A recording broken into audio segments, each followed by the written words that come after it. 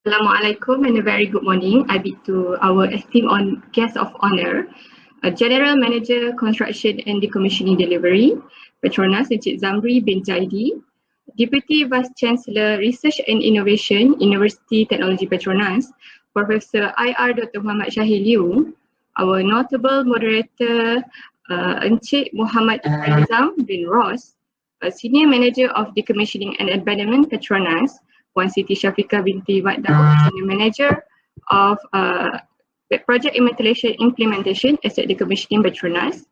Our notable panelists, Encik Muhammad Yusni bin Muhammad Yusuf from Project Delivery and Technology PETRONAS, Encik Wan Hairul Shahman from TMB Power Generation Sdn Bhd, Associate Professor Dr. Amila binti Wan Zawawi from University Technology PETRONAS, Dr. James Tan from University Malaysia Terengganu, Dr. Ahmad bin Ali from Department of Fisheries, Dr. Siti Akmal from University Malaysia Sarawak. Our outstanding presenter, Professor Zubaidah Ismail from University Malaya, Dr. Huyen Tili from Petro Vietnam University, Dr. Henry Kang from University Technology Malaysia, and IR Dr. Sean Lim Yushon from University Technology PETRONAS. Welcome to Industry Meets Academia 2.0. My name is Syarafina and I'll be your MC for today. First of all, I would like to apologize for some delay in starting, but Alhamdulillah, we have everything sorted out now. First, I would like to thank everyone for spending your time to attend this knowledge enrichment session. For your information, Decommissioning and Abandonment PETRONAS, in collaboration with Research and Innovation UTP, has initiated this Industry Meets Academia, or also known as IMA, since last year, where we managed to gather academians from various local universities and brainstorm and establish a research database related to decommissioning. This year around, we have conducted 4 IMA Decom series on technical sharing from academia and industry representative since July 2020. And for this finale, we make it extra special by having a technical paper presentation from notable panelists and technical presenters. Next, we'll proceed with the agenda briefing. Let me brief you through the agenda for today.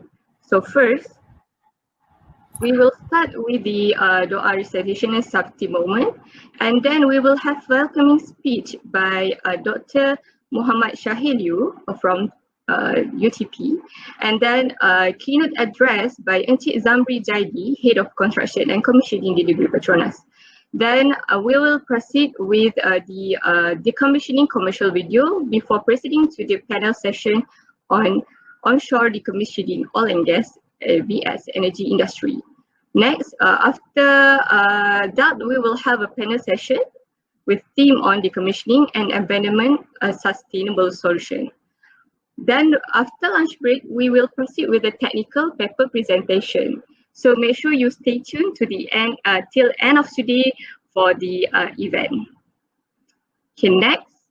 To bless our event, we will proceed with Doa recitation. So I will call upon Encik Arif Iskandar from Decommissioning and Abandonment PETRONAS to recite the Doa. For non-Muslim, you may observe your own prayers. Thank you, Syarah. Al-Fatiha.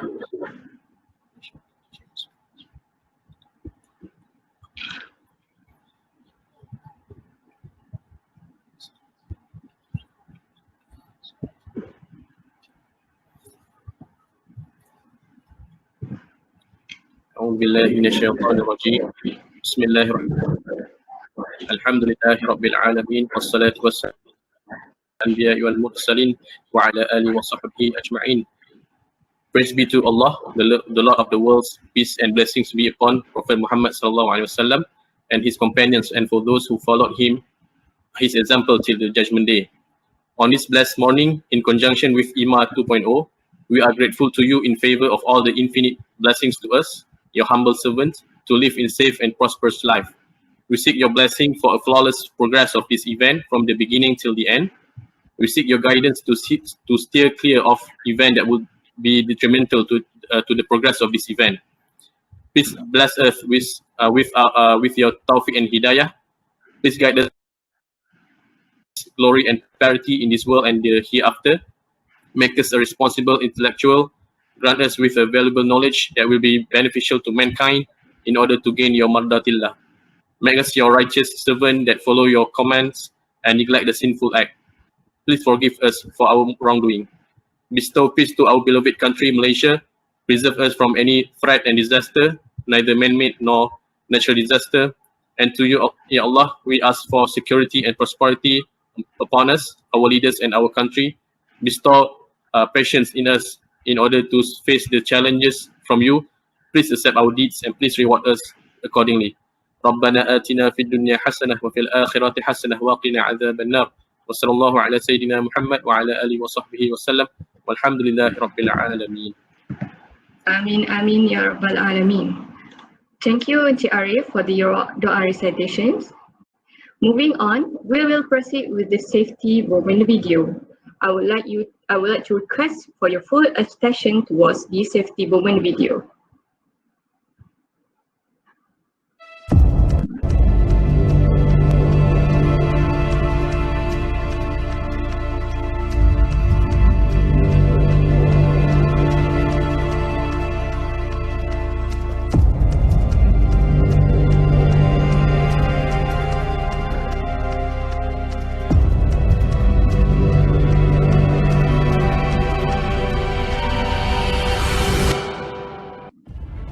In the days and weeks ahead, we expect to see the number of cases, the number of deaths, and the number of affected countries climb even higher.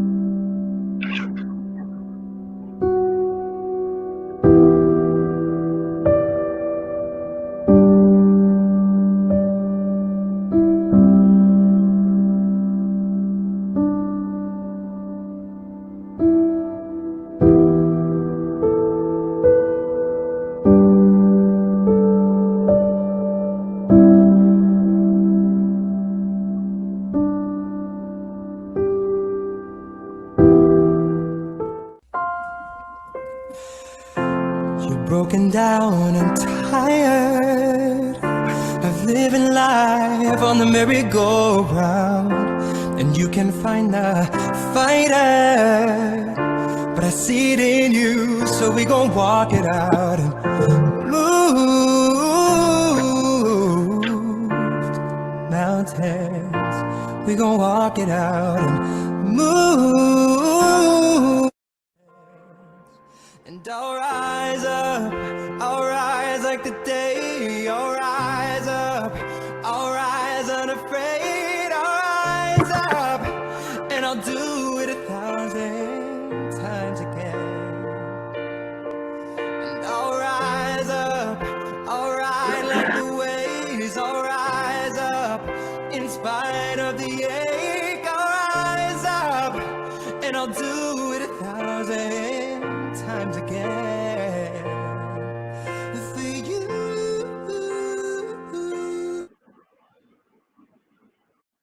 Next, I would like to invite Professor IR Dr. Muhammad Shahil Liu, Deputy Vice Chancellor Research and Innovation from University Technology Petronas for his opening remark. Please welcome. Thank you, Syarafina. Mic check 1, 2, 3. Assalamualaikum warahmatullahi wabarakatuh. Cik Zamri Jaidi, Head of Construction, Commissioning and Delivery, PD&T. I truly would like to apologize to you for the last time when I couldn't make it. And to all my colleagues from the industry and academia, thank you very much for joining this webinar. This IMA 2.0 is actually a continuation from IMA 1.0, started in November 2019, jointly organized by PETRONAS and UTP. And again, I don't want to repeat what has been said to the running for the day. I just want to share a few thoughts to try to keep it short. The main objective of IMA is actually to serve as a platform for industry and academia to discover sustainable solution to decommissioning and challenges in the form of technology and innovation. Now, I would like to bring back to 2010 when UTP first started the decommissioning initiatives. That has been like almost 11 years by now. I remember when I joined in 2009, the first person I came into, perhaps some of the Petronas people will remember Tuan Haji Sapi Ayub and Encik Zahari. Both, I think Sapi is still with Petronas at the moment. Zahari has since retired. And these are the gentlemen that actually told me the potential of decommissioning. And I believe in them. We pick it up. And it has been a long, arduous journey for UTP as well. And therefore, I think in one of our sessions in which we were supporting MPM in getting our matter straight in terms of decommissioning, we did carry out a workshop with the university. My word advice to all the university, this is take it lightheartedly, what I'm going to say to you, but please do not remain oblivion to your surrounding. Do not assume that you are the best in the area. Do not assume that you know everything, because we learned the hard way from UTP. We know it better because we have done a lot of work for Petronas. Petronas have treated us just like any other industry consultants in any work that we have done. So as such, I hope the academia from other university will look at it from a like standpoint that we have to work together, because Asian university are quite typical of working in isolation, right? University Technology Petronas is not immune to that, but we at the same time we work for example, in the last round, myself personally as a Deputy Vice Chancellor, I have supported Encik Firuz in populating what are the local university capability. Even that, I couldn't get the support of the local university who believe that they should be leading. I don't understand this, We're just a project manager supporting Petronas in trying to get what we want, the best thing for the country, for Petronas, and then where are the areas we need to explore in case there's an RFI coming up, in case there's initiative that's coming up, we would know who to go to. So I hope the academician in this session will take note of this. And forgive me if that my word doesn't sound very nice, but I just want to be honest because we are dealing with the industry. I was from the industry. When I was in the industry, I always think academics are very slow. Now when I come to the academic, I understand where the industry people are talking about. So I hope that this is something that we can bring back, because Petronas is our national pride, and this is something that we should support Petronas. And in Southeast Asia is one of the region with the most potential and opportunity for decommissioning market.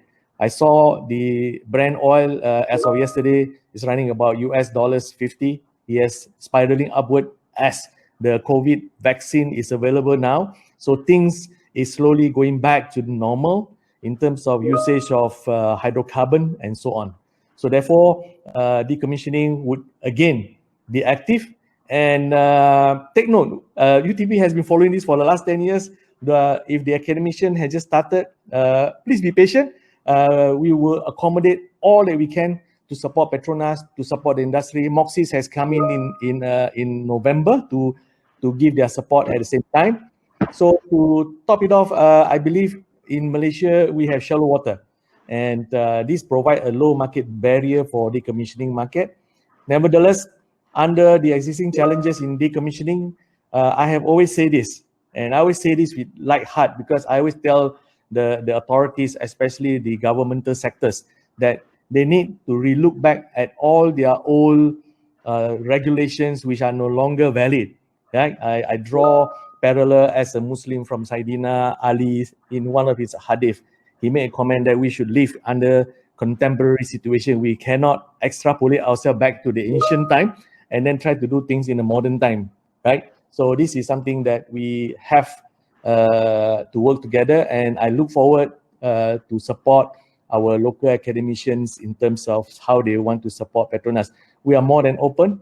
Dr. Amila is here to support as well. Our team have always been very open to that, and we hope this aspiration will find more technological and financially efficient solution for decommissioning and abandonment for PETRONAS. That is what they want, right? In this time of low oil price, we would like to cut down our cost of operation and cost of decommissioning. Thank you so much for the opportunity. Thank you very much and have a great time. Thank you. Thank you, Prof. Shahi, for the welcoming remarks. I hope we can benefit, especially the academician can benefit from his speech and take action to be more engaged with the industry. Now, I would like to welcome Encik Zamri bin Jaidi, Head of Construction and Decommissioning Delivery Group Project Delivery PD&T, for his keynote address. Bismillahirrahmanirrahim. Assalamualaikum warahmatullahi wabarakatuh.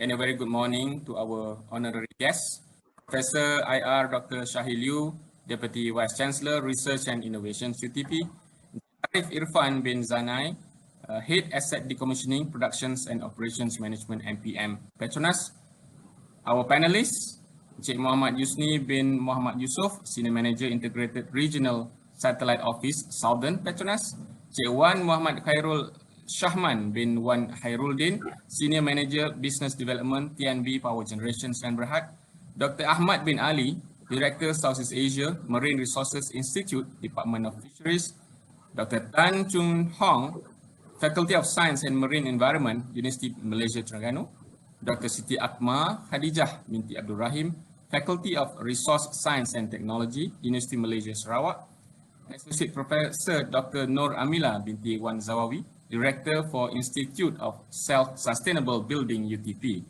Technical paper presenters, associate professors, doctors from academia, fraternity, working committee, and my fellow PETRONAS staffs. My utmost appreciation to everyone for participating in this Industry Meets Academia IMA 2.0, a collaboration event between PETRONAS, Decommissioning and Abandonment, PD&T, and Research and Innovations, UTP. We are very much honored to have you attending this session today. Thank you very much.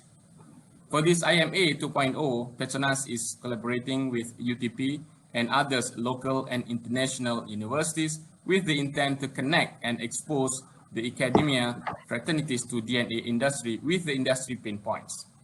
Such would nurture the synergy with academia's existing effort and research. As from the industry's perspective, we believe that with research-driven support from academia, it would certainly help us in providing technology-based ideas and solutions to the issues faced in decommissioning, hence bringing immeasurable value to the industry as a whole. We have seen the journey from Industry Meet Academia IMA 1.0 back in 2019 and the Sustainable IMA webinar series where 10 number of papers were presented from various universities. The collaborative energy leading up to today's event has been a true testament of commitment and dedications to shape development of decommissioning and abandonment ecosystem in this country.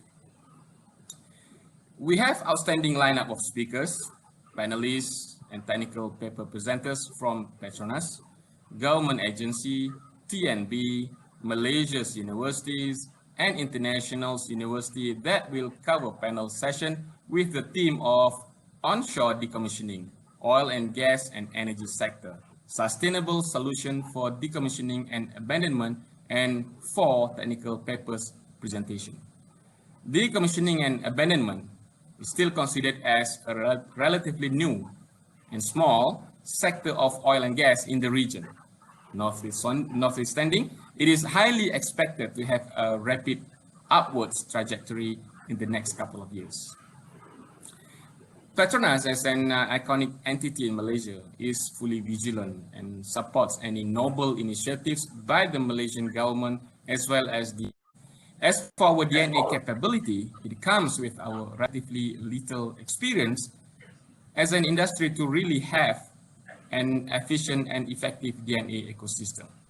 From this DNA ecosystem, session like the one that we are having today is paramount important to nurture the key element of DNA ecosystem, such as generative value chain, sustainable decommissioning options, scalable data and technology solutions, and enhanced visibility of loading. This is where integrations of experience, knowledge, technology, and leadership for both offshore and onshore decommissioning and abandonment will move the region into another level with a sustainable DNA ecosystem. This is where we can realize the country aspiration on circular economy and let DNA be the catalyst for this. Then we found ourselves asking, what would be the right strategies in executing these DNA projects? What is the value of collaboration with peers that can be further matured to bring more sustainable solution? What is technology-based researches that will help bring down the cost? Therefore, as part of our strategic response to strike down the cost for decommissioning, PETRONAS has decided to leverage on technology advancement, collaborate with oil companies, service providers, and government agencies. As we know, the root of technology and collaboration stems from extensive research and studies. Stimulating innovation is something that PETRONAS is very much trying to encourage as our nation moves towards an economy based more on cutting-edge technologies. We cannot afford to stagnate and carry on with the status quo. Hence, this session is seen as an initiative to engage and nurture academic fraternity with the knowledge on decommissioning and to potentially bring about exciting change and innovative solution to the engineering problems that we face today. Another critical lever to further push for DNA competitiveness is partnership and collaboration. There are many facets of partnership and collaboration. We normally hear about collaboration between competitors, operators, service providers, and regulators. However, this is among the efforts to provide a bridge between university and industry for both sides to mutually benefit from each other's knowledge and experience. We believe there are more available researchers out there that could potentially provide technology-based ideas and solutions to the issues faced in the decommissioning, hence bringing immeasurable value to the decommissioning industry as a whole. Before I close my keynote address, let me once again applaud this effort of bringing like-minded professionals in this industry-academia engagement. Both PETRONAS and academia have their roles to play in shaping this young but certainly growing industry to create a healthy and competitive DNA ecosystem in this country. I hope that today's session will be one filled with enlightenment and sharing of knowledge and experience that will bloom to a fruitful relationship between industry and academia, and one that will drive forward advancements in knowledge and technology for the betterment of our nations in the years to come. Thank you, and have a great session. Thank you, Encik Zamri bin Jaidi, for a very insightful speech. Fellow colleagues, Industry Meets Academia has been a platform to connect this new decommissioning industry with academia and expand the potential for collaboration. Now, let's watch a video done by decommissioning and abandonment team to commemorate the effort done between PETRONAS, academia, and government agency in supporting a sustainable decommissioning and abandonment solution through Rigs to Rig. Please watch the video.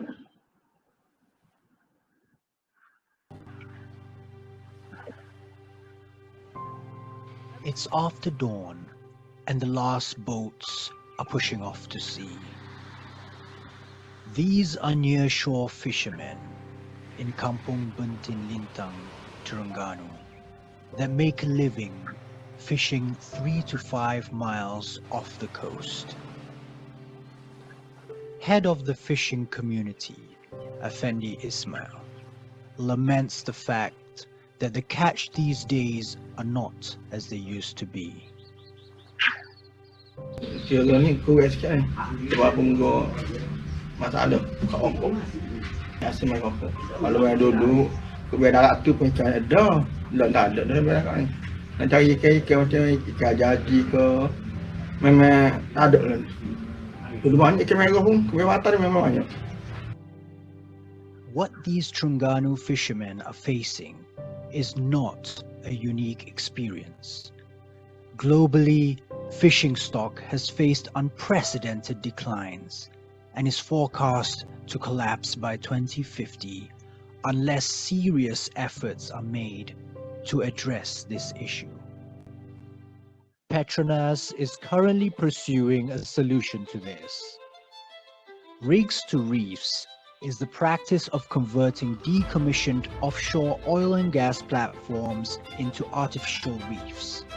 In Malaysia, the most recent reefing projects are Baram 8, Kapal, and Dana D30. Current research indicates that rigs to reefs programs significantly impact fish stocks and biodiversity in positive ways. Bagi saya, tukun tiruan adalah antara program yang penting untuk kita menjaga sumber alam sekitar, khususnya sumber perikanan di Malaysia. Dan melalui kajian yang dijalankan oleh para penyelidik, termasuk Institut Penyelidikan Perikanan Malaysia, para saintis telah mendapati bahawa tukun tiruan yang besar memberi impak yang lebih besar terhadap sumber perikanan di Malaysia. Realizing the importance of engineering optimum reefing sites, PETRONAS has worked hand in hand with academia. Kita dengan PD&T PETRONAS, kita study juga macam mana arus ataupun area di depan reef dan juga di belakang reef yang mana sesuai. Satunya adalah dari segi pertumbuhan koral dan satunya lagi adalah dari segi kehadiran ikan, di mana kehadiran ikan memerlukan satu ruang untuk berlindung. Apart from increasing biodiversity, Rigs to Reefs programs provide a multitude of socio-economic benefits to local communities through sustainable tourism. Biasanya kalau kita letak di taman laut ni, biasanya kita tertumpu kepada penyelam-penyelam rekreasi. Contoh dia pelantan minyak Barang Ek yang kita laburkan di Taman Negara Miri Sibuti. So daripada sana kita boleh tengok penambahan bilangan penyelam rekreasi di Miri ni bertambah. Sebab adanya Barang Ek atau dikenali sekarang ni dikenali sebagai penyelam reef. Dan orang penyelam-penyelam yang pergi ke kawasan ni, mereka sering nak melihat sekumpulan barakuda yang berenang di sekeliling kenyalang reef ni, dan juga kawasan ni kita boleh tengok whale shark, salah satu spesies terancam, dan binatang ni kita boleh tengok di kawasan ini.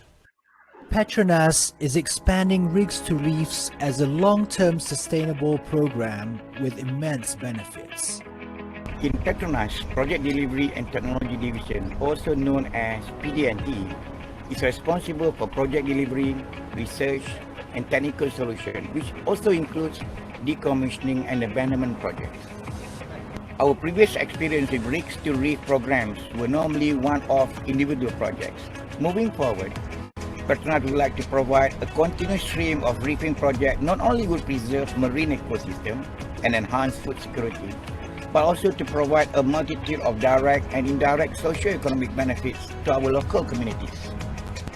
Going beyond typical corporate social responsibility programs, PETRONAS efforts go hand in hand with our support of the United Nations Sustainable Development Goals, or better known as SDG, through Rigs to Reef programs by promoting conservation and sustainable use of the oceans and marine resources.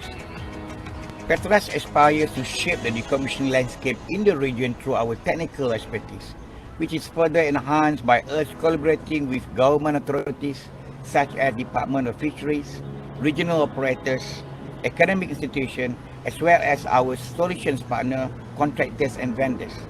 These are PETRONAS' efforts and aspirations moving forward.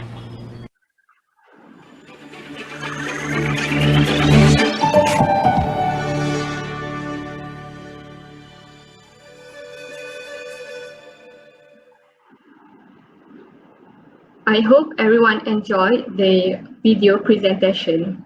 Kudos to decommissioning and abandonment team, especially Encik Ahmad Jamil Penchabri for the very great videos. Next, we will proceed with the first panel session. As you can see in the slide, the following is the instruction to proceed to the session. Please click the back to timeline to go to the main page, and then you will now be able to join the panel session 1 with the team of onshore decommissioning, oil and gas vs energy industry. Hope to see you there soon. We will start shortly.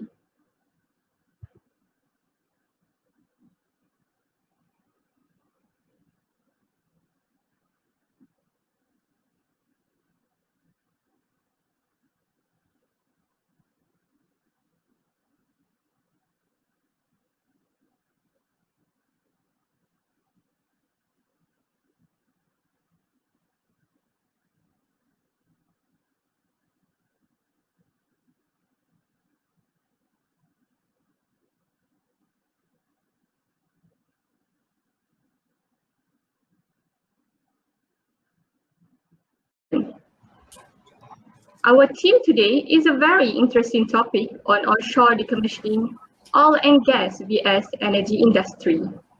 This session will be moderated by Encik Muhammad Ikranizam, Muhammad Ross, and we have a great set of panelists from PETRONAS, Tenaga Nasional, and also UTP. First, let me start by briefing the profile. Encik Ikranizam is electrical engineering graduate and competent electrical engineer by background, and also a ASEAN Chartered Professional Engineer. He is currently the Senior Manager of Decommissioning and Abandonment and is a key figure for the ongoing Southeast Asia Regional Decommissioning and Abandonment Collaboration. His experience in leading decommissioning and abandonment projects and consultancy works extend from Malaysia, Thailand, and also South Sudan. On top of that, he is also a key figure in crafting Master Reefing Framework, which was commemorated during SPE Decommissioning Symposium in 2019. Without further ado, I'll pass the event to Encik Ikranizam. Please welcome. Bismillahirrahmanirrahim. Assalamualaikum warahmatullahi wabarakatuh. Good morning to Cik Zamri, Professor Dr. Shahiliu,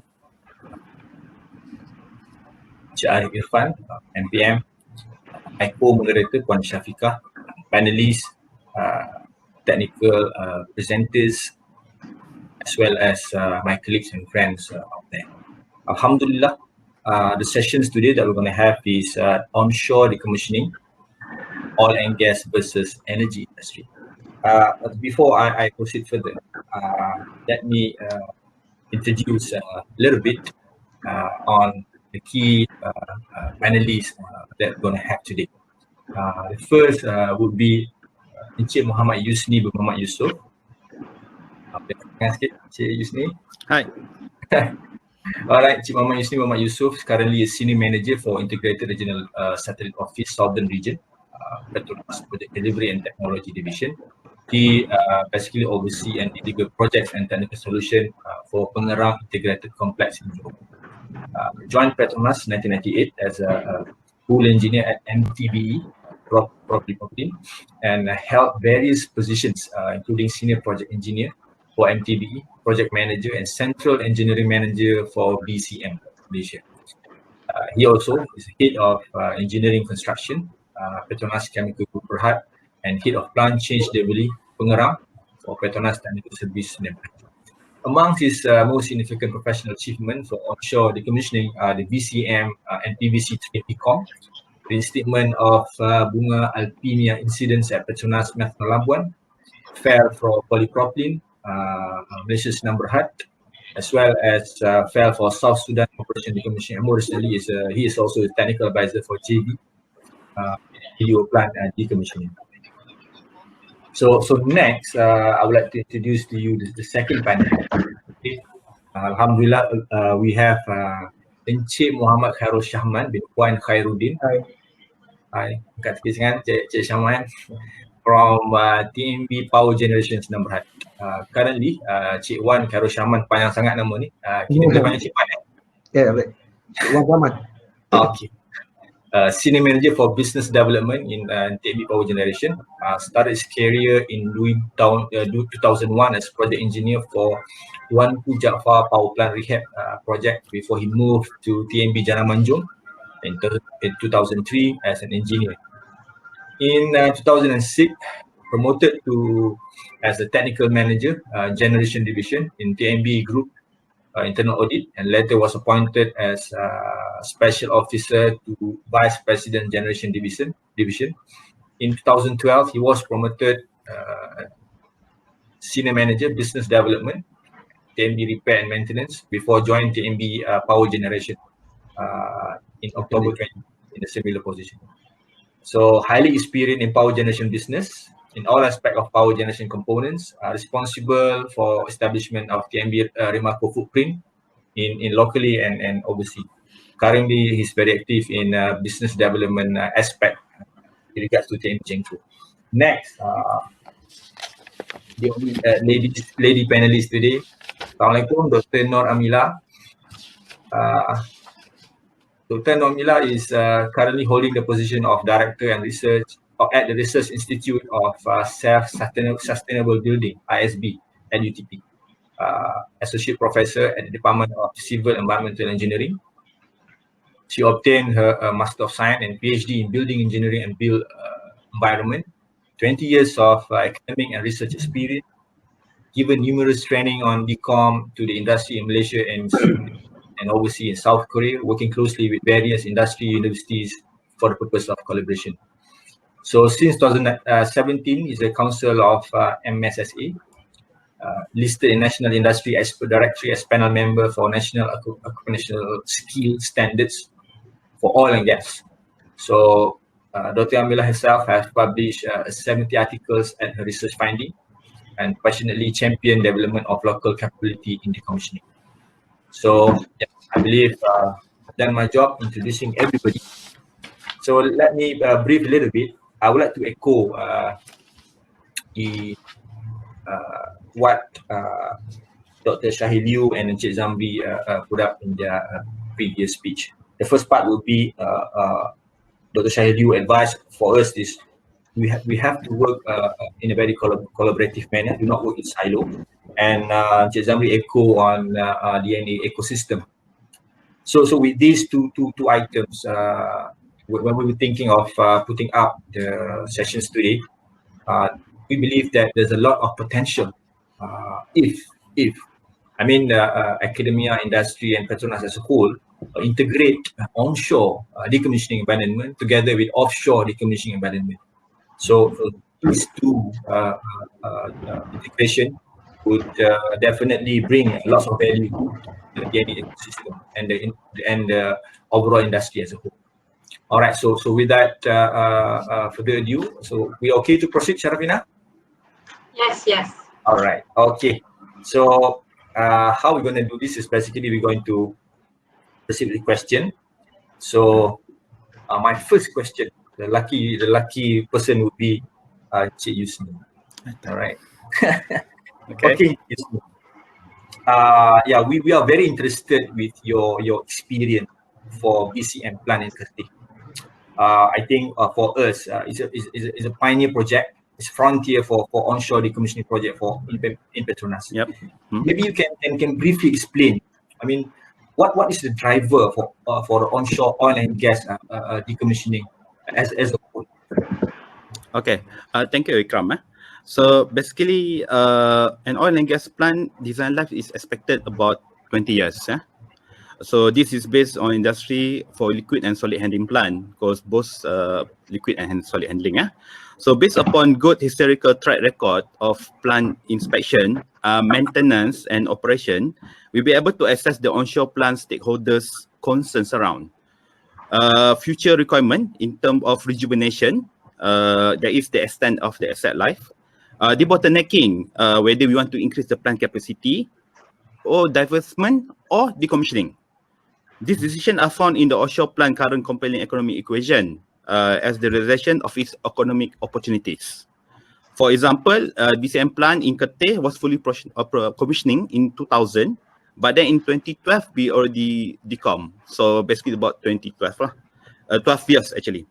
So the primary driver for onshore oil and gas facility decommissioning are financial, liquidity, and profitability, right along with the industry outlooks, distress signals identified during the periodic business review, and asset life assessment based upon the original design intent of the plant. Okay, so in mitigating the impact in operating bleeding further, tough decisions are to be made to pursue decommissioning lah, in order for us to free up the resources and improve the ability to embrace the new growth of market opportunities. By definition, decom encompasses of a process of removal of materials, hazards, contamination, waste resulting in the demolition of the plant and the subsequent remediation on the underlying impact groundwater and soil. Okay, here we are focused about the closure of the onshore oil and gas facility, followed by the removal of its process equipment, building and structures, as the photos shown. Decommissioning is conducted either by demolition or salvage, or dismantling and relocation. Okay, so at my site, when we're handling this one, we have both. We have demolition, and for BBC train, we're having dismantling. We're able to sell it as ni.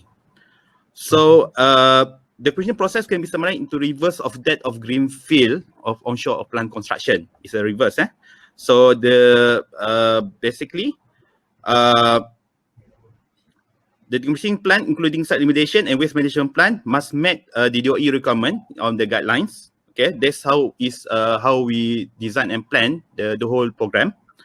Okay, and this is required is to necessitate the removal of hazardous materials. Of course, these are petrochemical plants. So basically, is to acceptable risk level and also remove it in totality. So that's my take on the ni lah. So we can see that there are various items that trigger onshore decom basically for PETRONAS onshore downstream facility. So thank you, Encik Yusni. So that's was very brief as well, very insightful. And my second question, Encik Khairul Shaman. Yes. Boleh? Boleh. All right. So this is impromptu.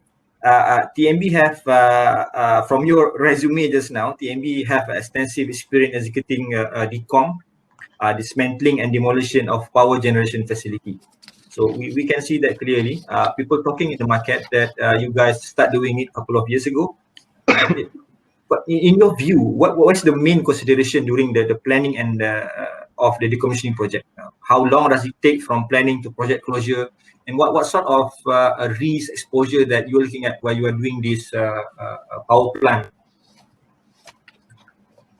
Okay, thank you, Mr. Ikrar, my former colleague from TMB Audit. Thank you.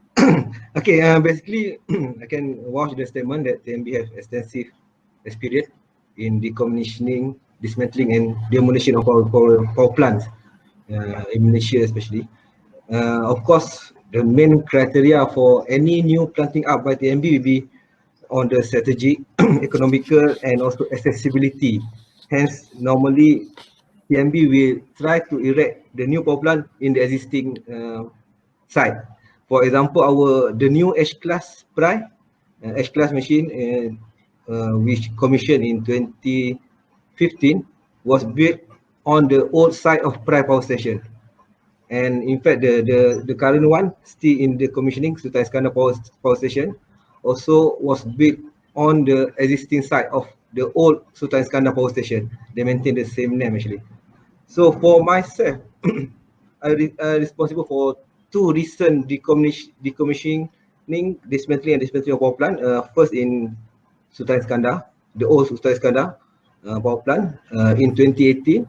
And another one for the generative facility 2 of Jambatan Skonok Bridge Power Station in 2019.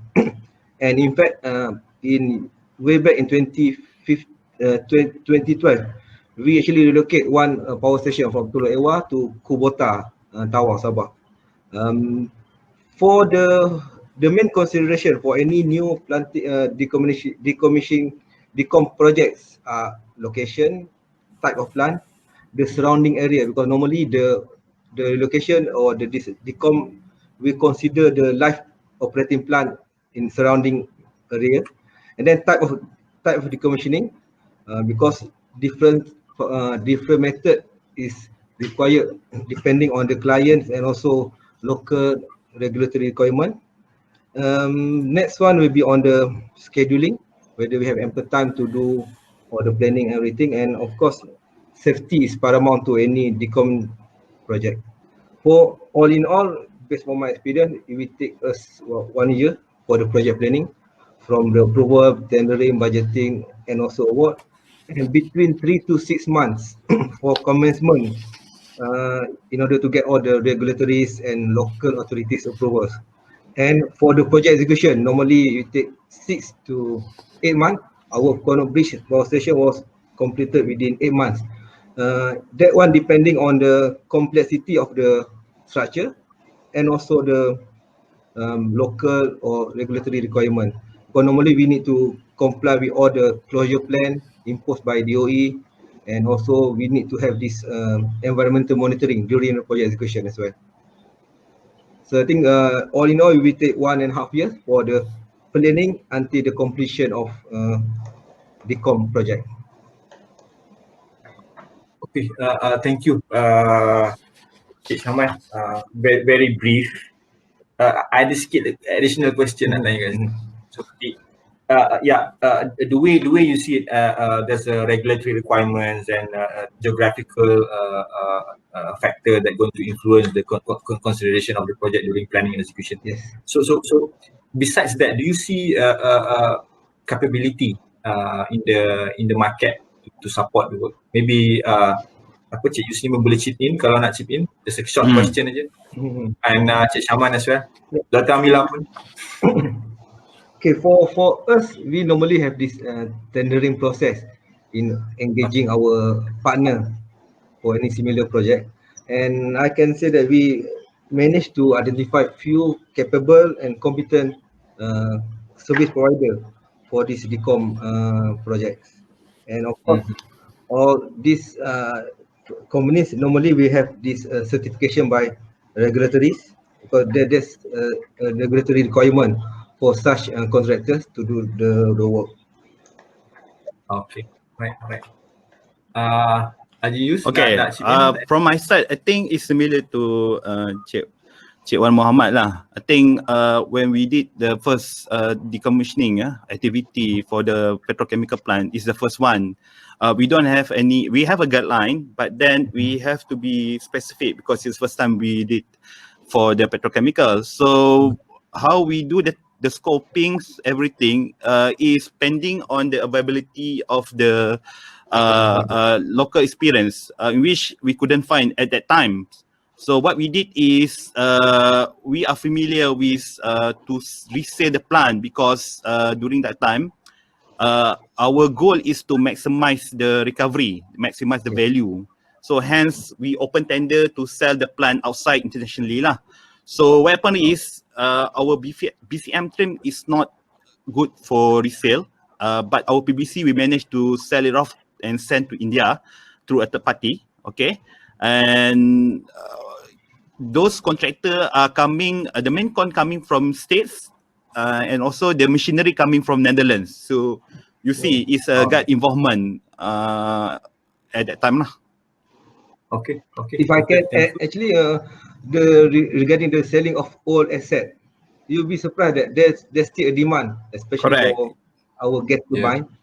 In fact, for TMB, we are in the midst of actually finalizing the SPA, the sales and purchase agreement of 6 units of our gas turbine to a foreign company. And I think the work should be start next year. Of course, it could be earlier but due to COVID, it was postponed. But we are finalizing the agreement, and inshallah by next year we have this 6 unit sell to foreign countries. Okay, thank you very much, gentlemen. Okay, here we are, Dr. Amila. Soalan. onshore decommissioning surely going to be subject to close scrutiny due to its geographical location. Tadi kita dengar Cik Wan Shaman tadi mention about the regulatory approval, and we believe that there must be a direct impact to the community as a whole. And the industry also has been very cautious on the decom options, what to do with the asset. Tadi mention GUs and Wan Shaman also mentioned some of the asset that as the ready buyer, which is good. From your perspective, academia perspective, how the industry, I believe onshore decom can move forward on decommissioning, taking the cue on CO2 emission that now being talked in the industry, that going to impact the industry as a whole. Thank you. Thank you very much, Cik Ifran. Our fellow speakers, yeah, Cik Wan and Cik Yusni. First of all, please allow me to compliment PETRONAS for putting this topic on onshore decommissioning on the table for the panel discussion today. For somebody that has been doing decommissioning, we are actually more aware or more focused with regards to offshore decommissioning. Yeah? Very little focus so far in the decommissioning industry have looked at the onshore. But this is a good step, like Cik Ifran mentioned. We need to synergize. Yeah, Cik Zamri, Prof Shahid earlier this morning also talk about the ecosystem synergistic, because everybody knows when it comes to decom, either onshore or offshore, it is a time where there is more or less no more money lah. Yeah, on the table. You have actually to spend money. But I am glad to note response from Cik Wan just now that there are very good market for reuse or resale for this asset for onshore. We could not say the same for offshore facilities. Yeah, there are very limited options like in that case. Okay, coming back to the issue whereby onshore is something that is very much closer to the community. To the regulator, to the authorities, yeah. So people actually can see. Whereas for offshore, if you are not working in oil and gas, you usually, or in the shipping, you usually don't see much about what's going on. But when it comes to onshore, plants for PETRONAS, for example, in Kerteh, in Malacca, it's very close to the community. And when something takes place, people become aware. Okay, so what's going on, right? All right. So coming back to the agenda right now, even PETRONAS is now going towards zero carbon. So the impact of CO2 will be very critical. So if we are talking about onshore decommissioning, when we talk about CO2 emission, for decom option, you have to look at options that has the least impact in terms of CO2.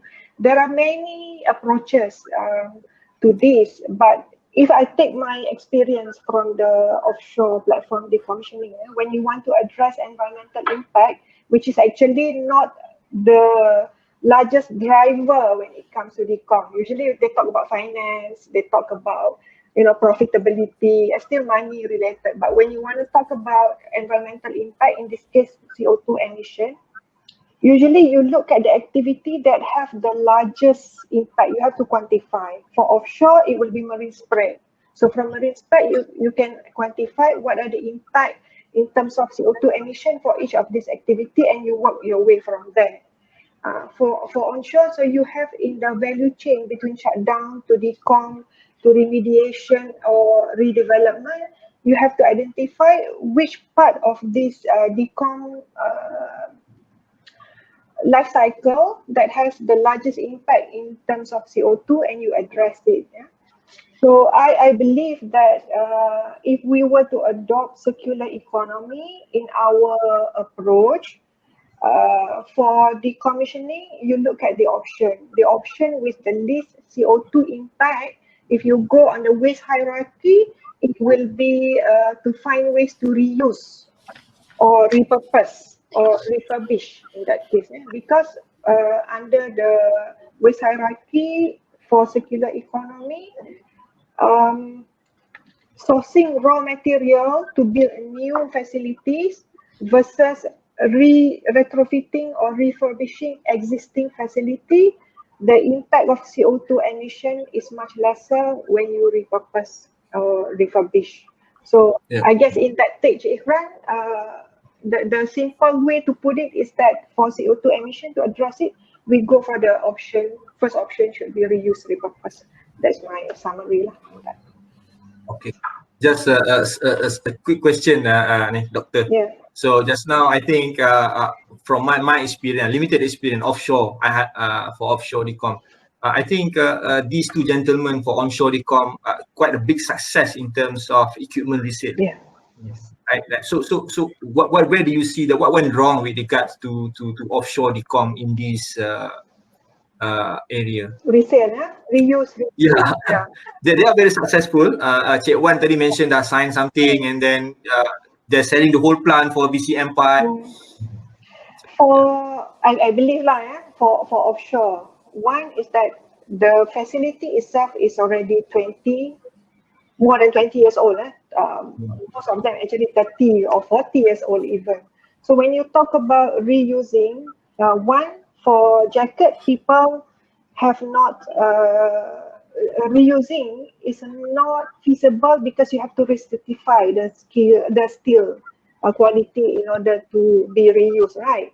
We don't have that. Maybe academia can come on board and look in more detail how that can be made happen. Second part is about topside. A couple of years ago, we were approached by companies from the North Sea, whereby they talk about having a catalog for the platforms, 360 platforms in Malaysia, that when you want to reuse, the candidate that wants to receive is ready, before you remove. Then you know where to plan, where to go. But we don't have that here. I have even tried using research funding available to come up with a database to have that kind of system or catalog, whereby if let's say you have platform A that needs to replace their topside, right? We have another candidate because the platform is almost similar size for Malaysia, for Southeast Asia even. But we don't have that. In the end, for D21, we end up sourcing from Louisiana, and even our recent, we don't have any candidate around. So that is one of the things that need to happen. The demand and supply need to be balanced. In this case, the NB already know there are market. So when you want to decom, you just ask who's ready to receive. There you have the seller and the buyer match. We don't have that. We need Lazada for offshore platform. Oh yeah, then let's do it. Okay, thank you very much, Doctor. So I'll have next question, Haji Yus. Right. As we know, decommissioning is not a revenue generating project. Yep. Zero sum game. From your experience, what is the critical key success factor in contributing to cost efficiency and successful onshore decom project? Okay. So basically, commercially speaking, the primary critical success factor in attaining the cost efficient and successful onshore decommissioning is the design of the decommissioning plan itself lah. Okay. So I think the aim is to speed up the decommissioning process while eliminating much of the risk and reducing the overall cost of decom as non-revenue. So there are a few other critical key success factors. One being the asset document must be up to date. So it's quite important, So that is where the catalog, the equipment catalog, so that we can have the thoughts that we can able to sell it off as a refurbish, All right. Another one is adequate planning and resource allocation paramount in minimizing economic and environmental impact and risk. So we have to get the right people, Okay. On top of that, I can share is how we practice at our site is basically we have phase one, shutdown, decommissioning, and mothball. Okay, what we did last time. Once the decommissioning decision has been finalized, the plant will be totally in shutdown. Okay, is totally decontaminate, declared safe and stable for hard work, and we plan for nitrogen mothball. Okay, this is a consideration for the plant and equipment for resale option. So during that time, what we did for Inkate is we have the option because during that time, it depends on the market also. If the market is okay, you can sell the whole plant. As the market as now is very low, it's a bit difficult because everybody also is in shutdown mode. So you don't have that upper hand. All right. Yep. And then of course you need to raise the deregistration with DOSH lah and so on. Yeah. And of course, being an integrated complex plant, you need to think also the re-engineering part, because the other plant also you need to maintain safe operational. On the second part, we consider about the dismantle, removal and salvage. So based on the asset recovery mode, contractor will proceed with decom activity in accordance to the decom plan, okay, what we submitted and so on, and comply also with the environmental plan. So the next phase will be the below ground. So depends on our requirement. If the site will be repurposed, then we can leave the below ground, can be used later. But if we consider for the we can go for site resettlement and reclamation, make it good. So this is back to the clearing and abandonment is executed as what as the land management guideline. Last but not least is the soil remediation. I think Doctor touched a bit about soil remediation and monitoring. So this is quite critical because we need to handle with DOE. So basically, it is with the plan need to be prepared, put in operation, and monitored and reported as per agreed timeline. It's like the reverse back of the Greenfield project, which you need to have the kebenaran kebenaran bertulis untuk for the plan. So in summary, decommissioning requires coordination and synergy among the dedicated project team. You need to get the right resource. And contractors and also government authorities in maximizing and continually improving performance in terms of cost efficiency. So it's about cost. So you have to plan it properly and so on. And of course, you want to make the safety, environmental regulatory compliance. We have lots of local authority requirements. Okay, JKJ 103 in terms of how you manage the construction, DOE requirement in terms of how you manage your EMP and so on. So those need to be planned together, together with the small project team. We can make it a success. That's my take on this. Yep, if I may echo, those relate to very meticulous, detailed planning. Correct. Zero room for errors. Wow. Okay, Cik Khairul Syahman, yes, from TMB experience, executing decom project. We have touched a little bit on service provider capability. In your view, how mature is the decom market in supporting the industry in onshore perspective? How mature they are since you have done it a couple of years ago? So how mature is the market? Okay, I think for TMB we have a few capable and competent service provider that know what is the requirement by the industry regulatory body. For instance, normally before any start of the project, we need to submit a DO, development order, to both local and regulatory body, and it will require their endorsement before we can start doing anything. I can remember way back in 2018 for our Pasir Gudang old plant, DOE official was stationed permanently at our site to make sure we follow their strict requirement. Of course, unfortunately, the site is in Pasir Gudang, which is very sensitive, and there was an issue with Sungai Kim at the point of time. That's why the requirement for adhering to all these regulatory requirements is very important in doing this decom project. And some more, DOE also require this environmental monitoring for even after the completion. We need to make sure that the station that monitor all the air quality, the soil quality, maintain for another 6 months, so that there's no such leachate or any residual upon completion of the project. So that one we need to have these experts, especially we engage a consultant in that area to assist us to comply with all these requirements.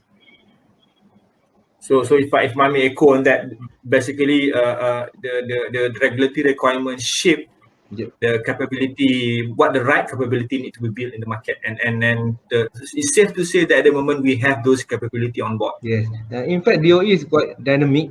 I can remember that 2019 they introduced a new bylaw that require all the cable and even transformer to be sent to their certified processing plant, or such as quality alarm or any registered schedule waste processor. This is a new requirement for us, because normally we can actually sell the cable to scrap dealer straight away. But in 2019, they imposed this new requirement whereby all the cables and all the transformer need to be sent to the registered body by them, which of course will definitely be add more cost in our decom project. Okay. Okay, Doctor. Question to you. From our discussion, a couple of questions.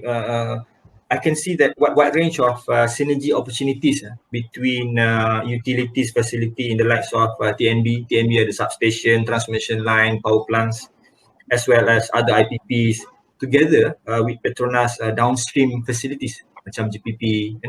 So as third eye views from the academia, what are the quick win strategy? What are the quick win that we can do to start the journey of what we call hyper collaborations?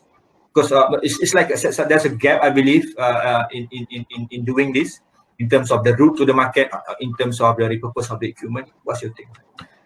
Okay, this is something, actually, if you ask academician like me, we always have lots of ideas how to get things moving on. But I'm just trying to put it in a perspective. I believe that as per our previous experience, our current experience as well, when you talk about doing things better through collaborative framework, again, I want to recall that Cik Zamri earlier mentioned about this ecosystem. So establishing that ecosystem are the key to any synergy when you talk about opportunities. Like in this case, we are fortunate that companies like TNB and TNB lah mainly, they already had experience ahead of oil and gas like PETRONAS. So the downstream facilities are also plans similar to the assets that TNB has and have done decommissioning. So lessons learned from there, but how to make the collaboration formalize or happen, I believe framework is very important. How do you put people together? We have started to do this for decommissioning for the offshore side. That's why we have this conversation, IMA 1.0, 2.0, right? So I believe that similar setup should be made available so that one, best practices, can be shared. Connected capability. TNB mentioned they already have a number of services providers within their setup or ecosystem. This is something that oil and gas downstream can leverage from, learning from that. Because we know that for decom, as an industry, a brown but a very new industry with very limited local capabilities, very limited know-how or technologies. There are actually technologies already available. It's just not being applied to decommissioning. So how do we transfer that? And I believe that frameworks such as setting up JIP, joint industry projects as a mechanism should be made available. I observe, Cik Zhafran, if I just may add just one thing, I observe a Royal Academy of Engineering from UK. These are independent body that promotes this sort of ecosystem to take place by industry, various industry with a team here for onshore decommissioning, for example, and the academia to get together where they can synergize in terms of allowing funding through GIP for the academia, for the industry to interact with each other through either staff attachment on both sides. So this will help the synergy to happen more quickly. That is my view from academic stand on the matter. Yes. Okay. If I may conclude that, correct me if I'm wrong. So there's a lot of work that we have to do with regards to the ecosystem, value chain, create the demand to ensure that everybody have roles, everybody have space to play in those the related any ecosystem lah. So that we can have an integrated collaboration and enjoy the quick win out of this collaboration. So gentlemen and Dr. Amila, so we had question from the floor. Banyak orang tanya soalan ni. The first question, you may voluntarily angkat tangan to answer the question, one of you. The first question, how do you collaborate and to establish standard legal framework and practicable option for Malaysia onshore decom for energy and oil and gas industry? Maybe Dr. Amila can take it for both. Come again, Cik Ifan? I do not see the question here. A question, how do we collaborate to establish standard legal framework and practicable option for Malaysia onshore decom for energy and oil and gas industry? This is from Muaz, not mistaken. If we okay, maybe let me just say this, with the person with the least experience in onshore decom, but we did some work for offshore decom, what we observed for the reefing just now, for example, in order for us to help the regulation to come on board and probably eventually take the lead lah in terms of making decommissioning happen. It is important to, if you were to take up, we believe in maturing the concept or the work. For example, you want to promote reefing to take place as a sustainable option for decommissioning for onshore. So what you need to do, as you mature the technology through scientific approach, you also bring the regulation and the guideline on board as you carry out that study or assessment. That way, then the legal framework will also mature because there are scientific data to support. This approach has also been taken by the Royal Engineering of UK when they awarded UTM and the other university partners for a project to assess decommissioning waste for Southeast Asia. And through that, we also approach from technology, from scientific data, and also from the regulatory framework, looking at where is the gap and how can the guidelines be strengthened. You bring the stakeholders on board from industry, from academia, from the regulatory, from the government, or the public to have a say in what they feel should take place in terms of regulation. Thank you, Doctor. We have a second question. Maybe Haji Yus to take up. Okay. Can you share? Yeah, dia cakap, can you share how to decontaminate the whole plant platforms? Okay. Your very detailed question. I believe this guy must have been an engineer or something. Okay, fine. So basically, when we start to operate a plant, we do have all the necessary documentation in terms of the operational and also the maintenance side. And in based on the timeline given, I think for our certificate of fitness to operate the plant, license to operate, we do need to have a regular shutdown to do turnaround. So when we do turnaround, we're going to do those activity, and those are based on a standard procedure that we already have. We already practice and we have those available. So basically when we have a plan, basically this document is available. So we just follow those instructions because those are the most safest and most economical lah. So then you can engage the right contractor to do the decontaminate based on that lah. And anyways, everything we just follow through the current how we manage the waste management. Also part of the waste in HSE guideline in the plant. So those are part of the plant ecosystem.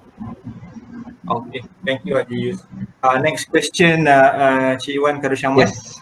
So yeah, so people interested in your experience just now with regard to demolition tadi. Okay. So they were asking, is there a specific regulation in Malaysia for the demolition purposes? If there, what are the regulation? This is very specific and detailed. If there are not, what is the how to go about this regulation? Okay. I can't remember the actual guideline numbering by the government, but there's a regulatory requirement issued by DOSH for this closure plan guideline for power plant reaching their end of life, which is a general guideline for any closure of power plant and of reaching its end of life. There's some I believe there's some guideline adopted by DOSH in order to produce this guideline, but I cannot recall the actual numbering or actual title of that guideline now. Okay. So yeah, having said that, I think those are the question, and we are about 11:27 now. So ready for the next session. If I may add, so there's a lot of opportunity gaps that I think both academia, industries, operator need to address. And I believe this morning main concern with main proposal with regards to collaboration, don't work in silo, and with regards to decommissioning ecosystem is something that we can pursue together. Yeah, for TNB, I think we are very honored to collaborate with PETRONAS PD&T for any future decommissioning, dismantling of your facility. Alright. Haji Yus, sepatah dua kata. Looking forward because it's a good experience for me, and hopefully I can share with everybody in terms of how we do safely in terms of decommissioning lah. It is a start for us. Yes. Basically, at that time, we don't know who to approach and so on. The best available is from the international, how they practice it. And hence, that is how we develop based on, we have internal guideline, but it's for EMP, means for the offshore and so on. Yes. So, but when you do decom, it's always either onshore, offshore, is always a stage of each of the project. Each of the stage of the activity need to be done. And for onshore, mainly it's about environment, how to manage the environment. So that is where we tackle it. All right, thank you, Haji Yus. Doctor, last word from you. Yeah, we promote research, Cik Ikran. Yeah, of course. We promote research, and from this conversation this morning alone, I wish we have more of this sort of conversation, because I can pick up potential for research. For example, digital twin. Just now Cik Yusni mentioned, data already available throughout the 20 years. Yes. But at the end of the life cycle, sometimes you scramble to get back the data, what has happened, taken place throughout, right?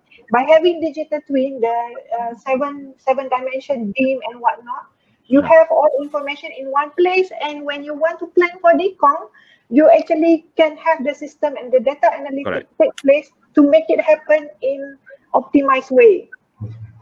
So these are one of the things that I could pick up. The other part is about remediation, better technology. This can all add up to cost optimize, to minimize environmental impact, social impact and whatnot. So research, for my fellow academician, research is the way.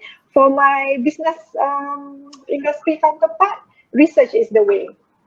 That's my last words. Thank you, Jacob. Okay. All right. Thank you, Haji Yus, Khairul Shaman, and Doctor. So, Amila, over to you. Syarah, come on. Okay, thank you so much. Okay, thanks. Thank you, Encik Ikran, thank you guys. Haji Yusni, Encik Khairul Shaman, and Dr. Amila for a very great sharing. I think we have learned a lot from your sharing, and we can see more potential of this onshore decommissioning moving forward. Assalamualaikum, ladies and gentlemen. Welcome to the second panel session with the topic on decommissioning and abandonment sustainable solution. For those of you that are wondering what does it mean by sustainable solution, stay tuned as we will explore further with a great moderator and also great panelists from various parties. We have from PETRONAS, from Jabatan Perikanan Malaysia, Department of Fisheries, University Malaysia Terengganu, and also University Malaysia Sarawak. Before I start, let me introduce the moderator for this session. We have Puan Siti Syafiqah binti Mat Daud from PETRONAS to be the moderator for this session. Puan Siti Syafiqah has 12 years experience with PETRONAS Carigali in technical and also project management. This is her 7th year in Malaysia Petroleum Management (MPM), where she oversees deep water projects, leading the conversion of sea-based project for Angkatan Tentera Malaysia, Tun Azizan and Tun Sharifah Rozia. Currently, she is the head of project implementation, asset decommissioning (MPM), and among her roles is to develop the strategy and establish decommissioning regulatory framework, and also to regulate the execution of decommissioning activities. One of her distinguished contributions to PETRONAS was leading the effort to establish 10 years rigs to reef MOU with Department of Fisheries. And since then, she has become the backbone of the framework for any rigs to reef project. So without further ado, I will pass the floor to Puan Siti Syafiqah. Please welcome. Okay, thank you, Syarafina. I hope my voice can be clearly heard. Okay, thank you to the organizer for inviting me to moderate this panel session. I think it's a very good session with a good mix of panelists from the academia and Department of Fisheries. To Professor IR Dr. M. Shahiliu, Deputy VC Research and Innovation UTP, Encik Zawawi Jaidi, General Manager Construction, Commissioning and Delivery PD&T, Encik Arif Irfan Zainai, GM for Asset Decom MPM, IR Ikra Nizam, my co-moderator for session 1, and ladies and gentlemen. So this session is about sustainable solution for decom and environment. I think I can proceed to introduce the panelists for today. Will it be shown here ke? Yes, it will be shown here. Okay, sekejap. Alright.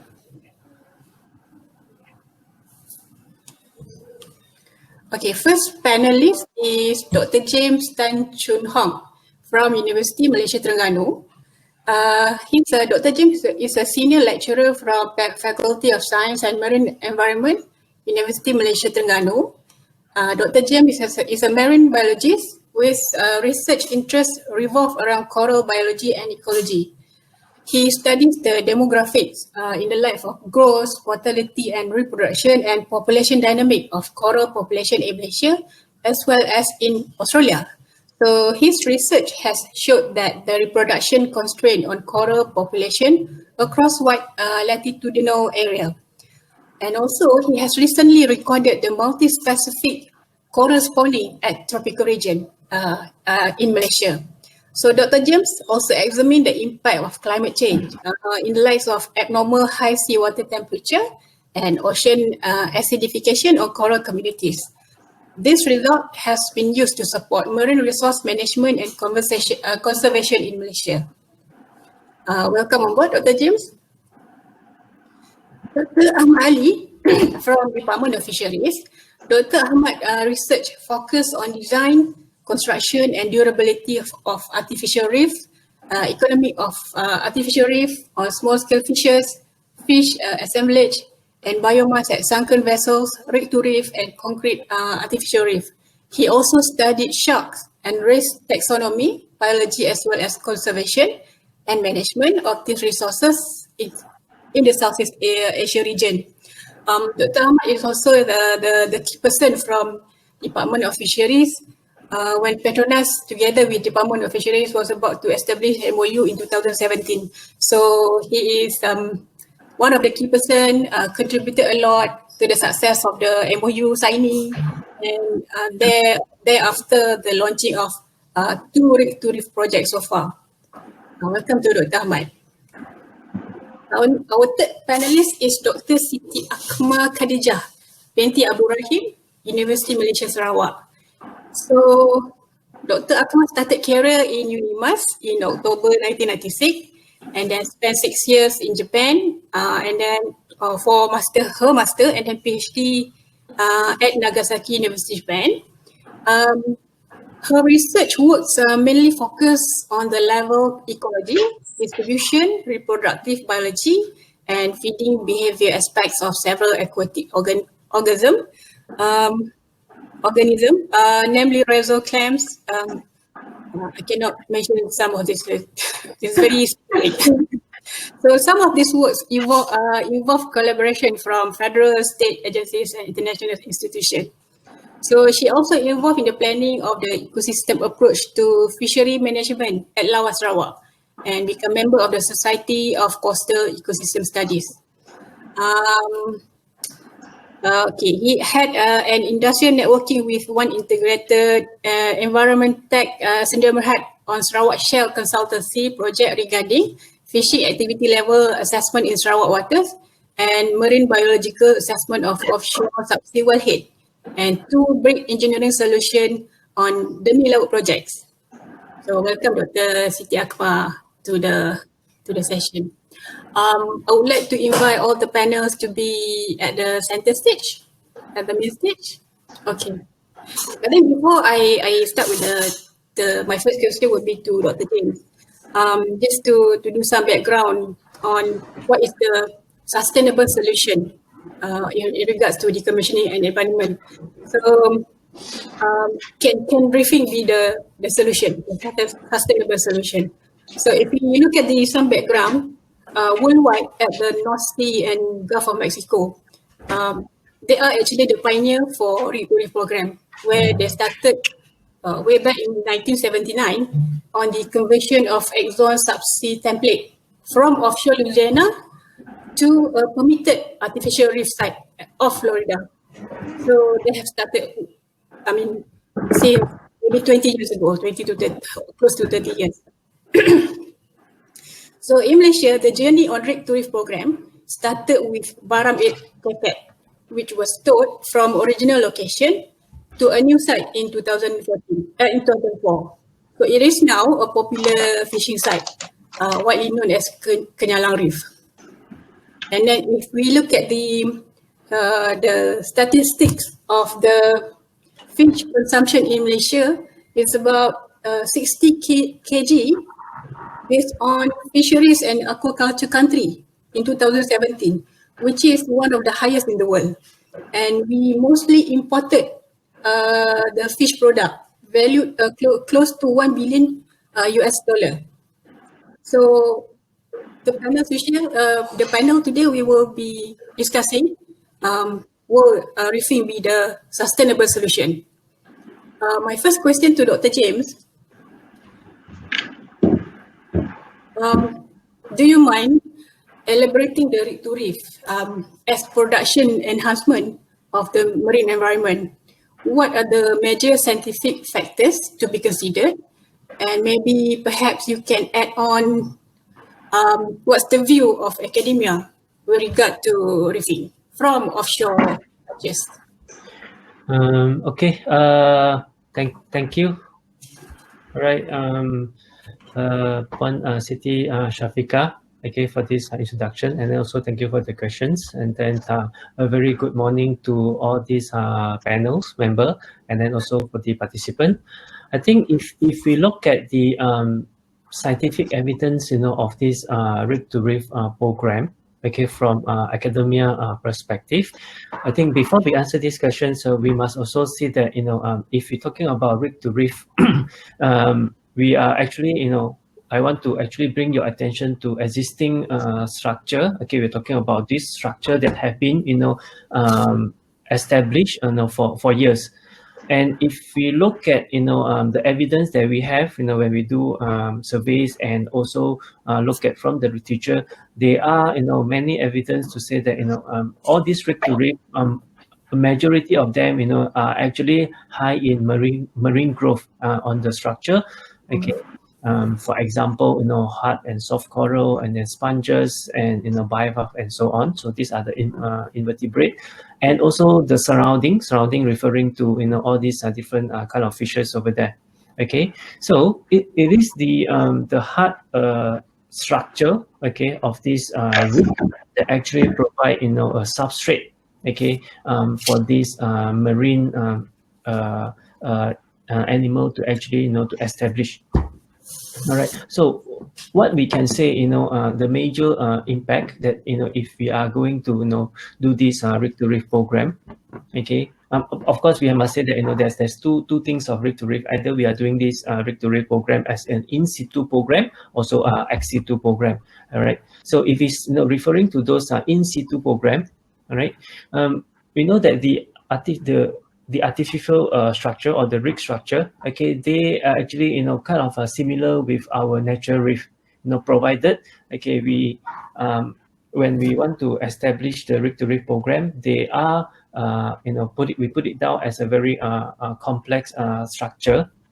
All right. So with this existing structure that we already have, and also with this existing biodiversity that already established, okay, so they are actually become a reef-like environment or habitat, okay, for this barren sea. So that is one of the very, very important output or impact, okay, of this rig to rig program from to the marine environment. Because if you look at the whole ocean or the marine environment, majority of them is actually in this, what you call it, a barren. All right, but only in this currently what we are seeing here is the natural reef, okay, or natural coral reef area that actually high in biodiversity, okay, that support life.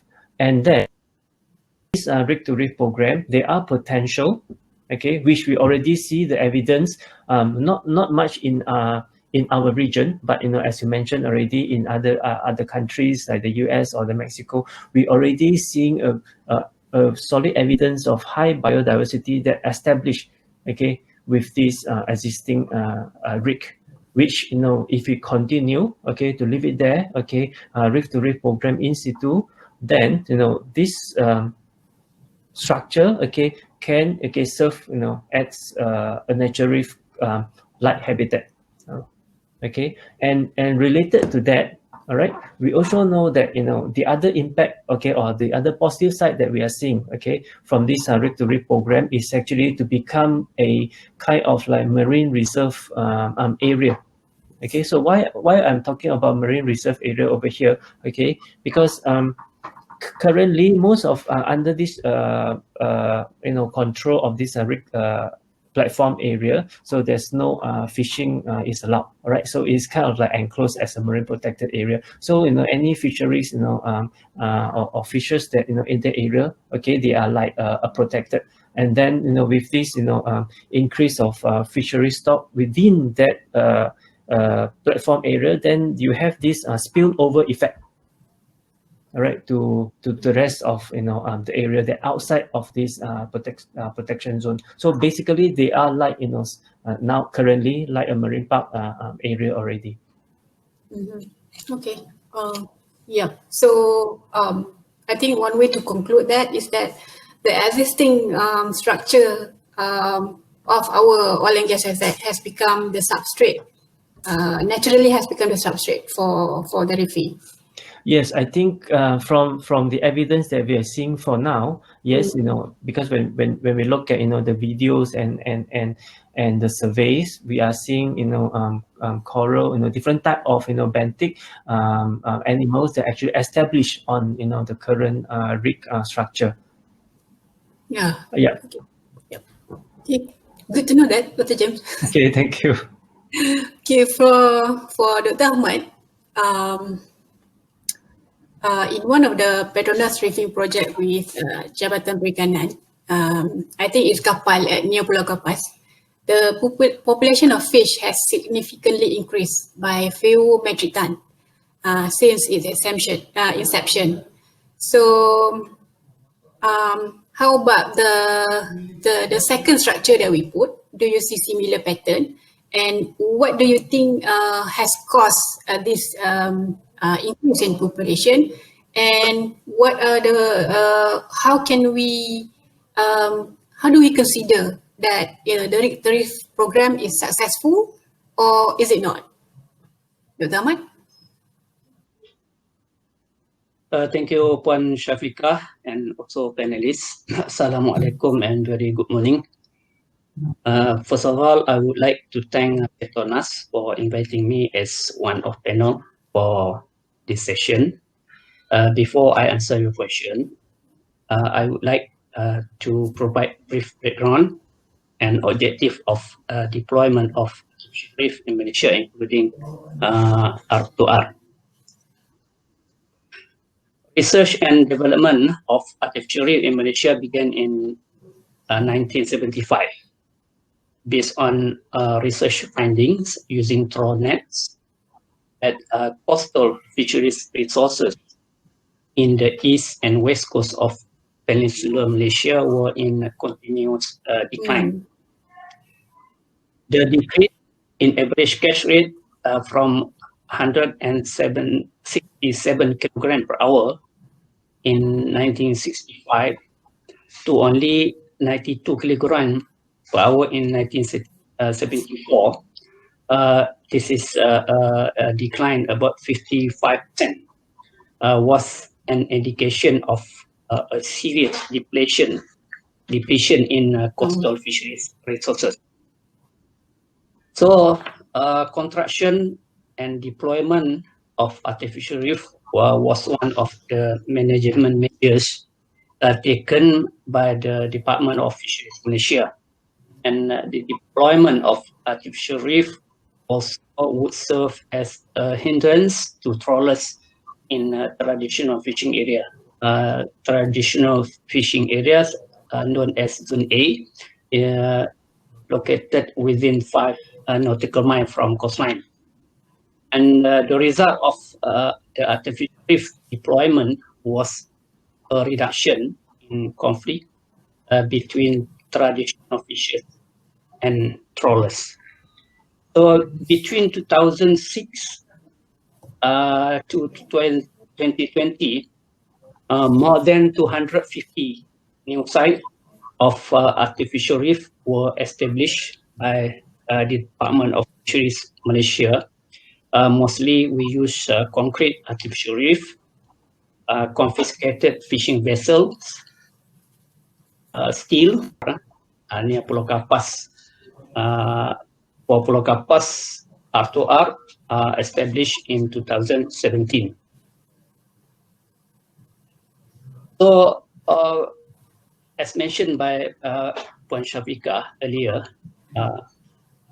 R2R at Pulau Kapas is from kapal platform, and part of the platform, namely mid pen pressing weight of 43 metric ton. Another one is subsea template about 18 metric ton. Both structures were deployed in April and May 2017. So Department of Fisheries Malaysia monitor both areas in 2018 and also in 2019, as well as this year. Based on first study conducted in March 2018, about 1 year after deployment, we recorded 26 species of fish. From these 90 species, commercial, and the weight about 1.3 metric ton. This not include coral and non-commercial fish. Before we deployed the structure, we monitor the, we have a pre-survey, and we only recorded 4 species of fish. So there has increased 22 species within a year. We also monitor the biomass of fish around the structure, and we found that in 2018, it's 43 metric ton R2R. The fish around there, we estimate at biomass 1 metric ton, and mostly dominated by locally known as ikan kunyit or kunyit, and we record we estimate more than 12,500 tails, followed by ikan pisang-pisang, more than 2,000 tails, and also a grade A species such as snappers or ikan tanda, more than 500 tails. And for snappers, we do sampling using hook and line, and we found that average weight is about 1.5 kilogram for one.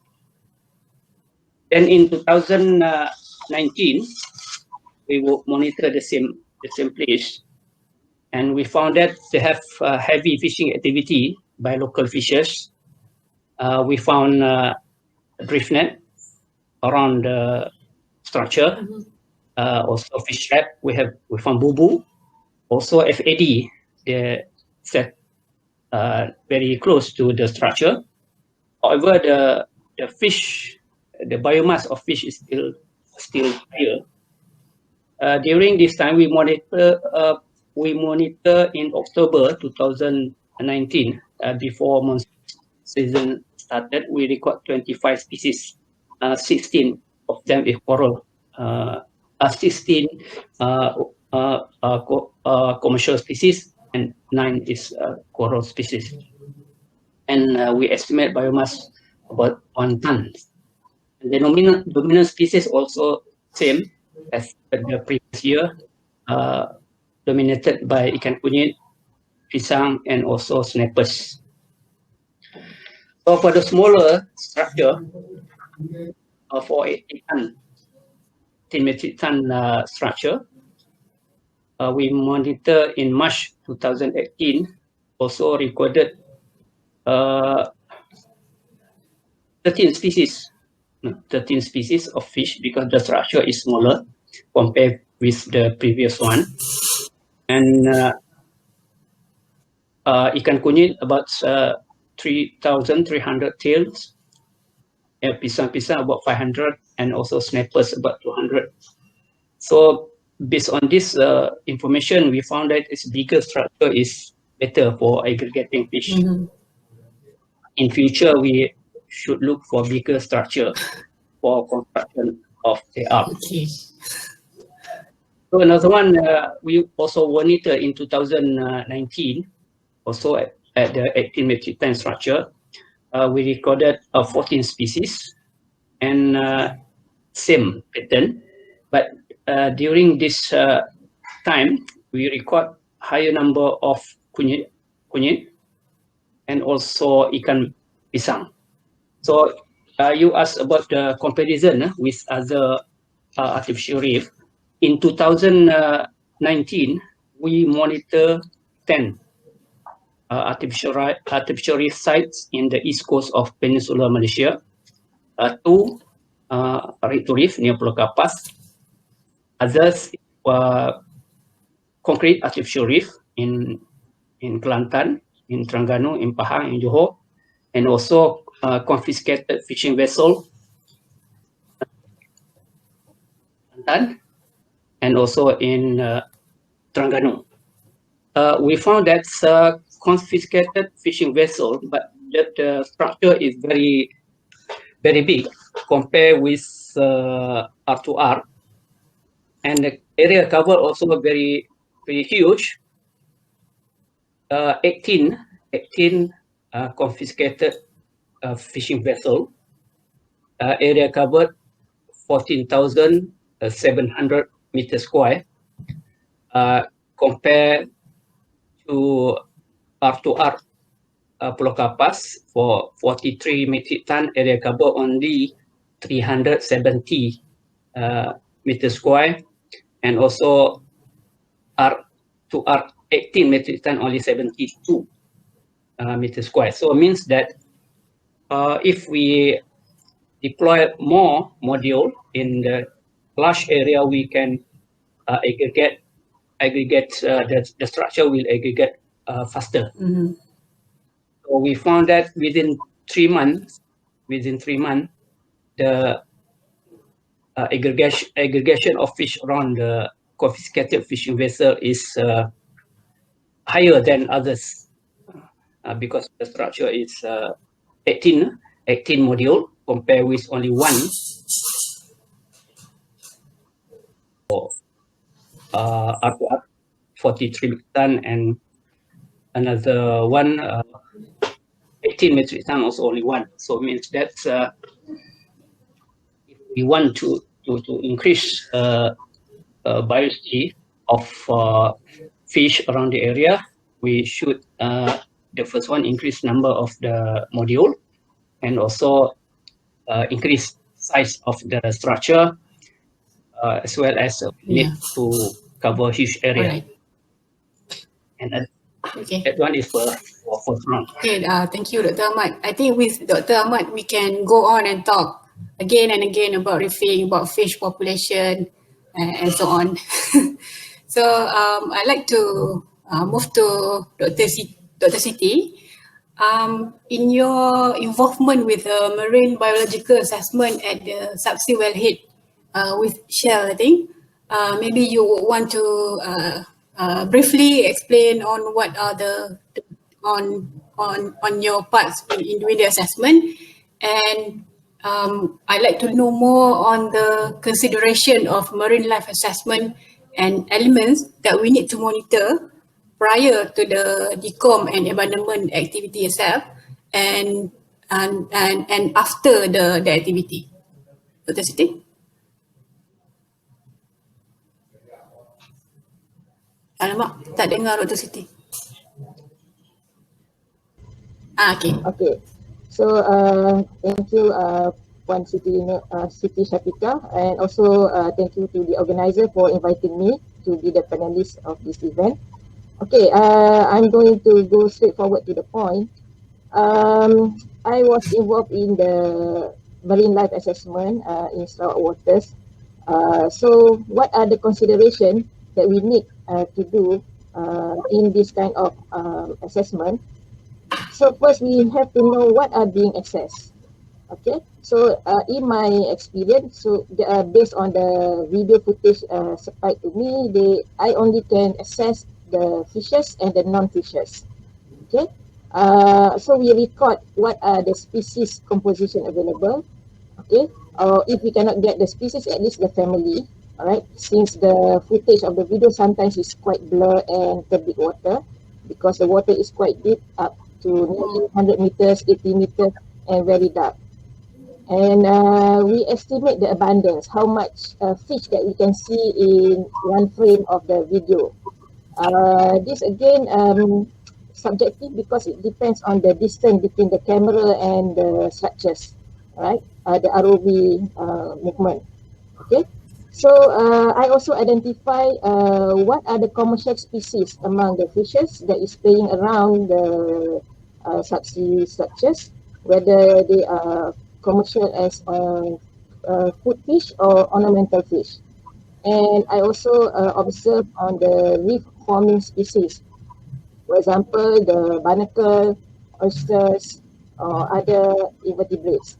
Okay, and then we also observe the function of the oil rig structure to the marine life, whether it is they treat it as shelter, or is it for feeding, or breeding ground, or just aggregating on their way to other location. It's like functioning as fishing aggregating device for the fish, because fish has a behavior to aggregate around anything that is floating or available on their way to other location. All right. So based on the footage, I can see that we have lots of tuna, grouper, and snipers. The tuna, all the fishes are very, very big. I think tuna is more than 1 meter, grouper also, and snipers. All right. And then, so why we need to know about this marine life for DNA project? So we have to know about this marine life assessment because it will aid on the environmental assessment, societal assessment, which is referring to the fisheries, and also community impacts. Right, and then for safety assessment, this is for other users of the sea, for navigating the route. And then We also need to know the baseline data on the biodiversity of the marine life before we do the DNA, and then we also based on this baseline data, it also will determine what are the DNA strategy to opt for, whether we want to do total removal or partial removal, or we remove it and bring it to other shallow areas. Because some of the, I believe some of the structures are very, very deep and dark, so you cannot develop or expect coral reef to form in that condition. They need certain water depth, which has some light penetration in order to allow reef formation, the coral formation. Okay, and then so different strategy of the reef to reef will have different impacts on the marine life. Okay, and then it is also very useful when maybe Petronas want to determine how to manage the waste from the structures. At least we know what to expect and how to make to throw away or to recycle and so on. So this involves in planning of the waste management. And then maybe some of the organism has some potential use to other researchers. So we can provide them samples, free sample maybe, or also can be used as fertilizer. That is something that we can think about in order to reduce the unwanted effect of the DNA. And then other elements that maybe we need to assess during DNA or marine life assessment, we have to identify whether is there any natural reef available in the vicinity. Because if there is no natural reef, there is no way for the reef to develop. It will take more time or longer time. Okay. And then for the sea and current direction, if there are some anybody who are expert in oceanography, so maybe they can do some take some research, do some research on the sea current direction in nation waters. Okay. And then I also need to sort of find out on the level of fishing activities, especially the trawlers in the area. Because if you just remove partially, there are some structures still left behind, and this can give obstruction to the trawlers. And when this happens, it will create another problems. It's not only good, maybe it seems that the reach to reef is good, but actually it can cause a ghost fishing problem, whereby the trawler nets get stuck on the reef, and then they will catch all the resources, the big fishes, and we lose the resources just like that. It cannot be sold and nobody collect it. And the decomposing fishes that stuck or stranded in the nets, they will act as the bait. They will call other fishes to come and eat them, and they also will get stuck. So we are losing our natural resources, all right? Or maybe they are the brood stock for the artificial reef. Okay. So we have to know the data of registered trawlers in Malaysia, and also if some agencies can record amount of illegal trawlers activity or encroachment. So this will give more clear on the risk of ghost fishing that will happen if we propose that site as a reef to reef site. So ghost fishing is, I think, a kind of big problem, because it's also not attack only the fish, but also the dolphin, the turtle, and other organisms that we cannot foresee. In Sarawak, there is some kind of volunteer work every Malaysia Day. That some divers or dive operator, they campaign that let's remove the nets that are stuck in the underwater. So they recorded many evidence like skeleton of turtle and sharks, and also other kind of skeleton available. So that is my concern about the marine life in DNA project. Okay. Thank you, Dr. Siti. If I can ask one more question with regard to the assessment. Is there any recommendation that you recommend in terms of strategy for DNA for that subsea wellhead? We have to know other elements first. Alright. Before, these complex things, we cannot just base on the marine life, but we have to know on other matters also, especially the cost. If we can do monitoring on the available nets that is stranded on the structures, that is also important. Yeah. Okay. Thank you, Dr. Siti. I'd like to go for the second round of questions, sets of questions for the panelists.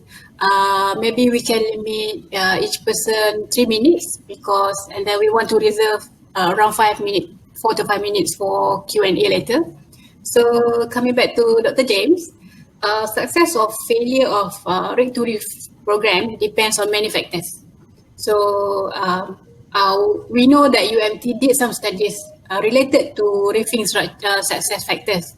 Do you mind sharing what are the most dominant factors to ensure that the reefing program will be successful?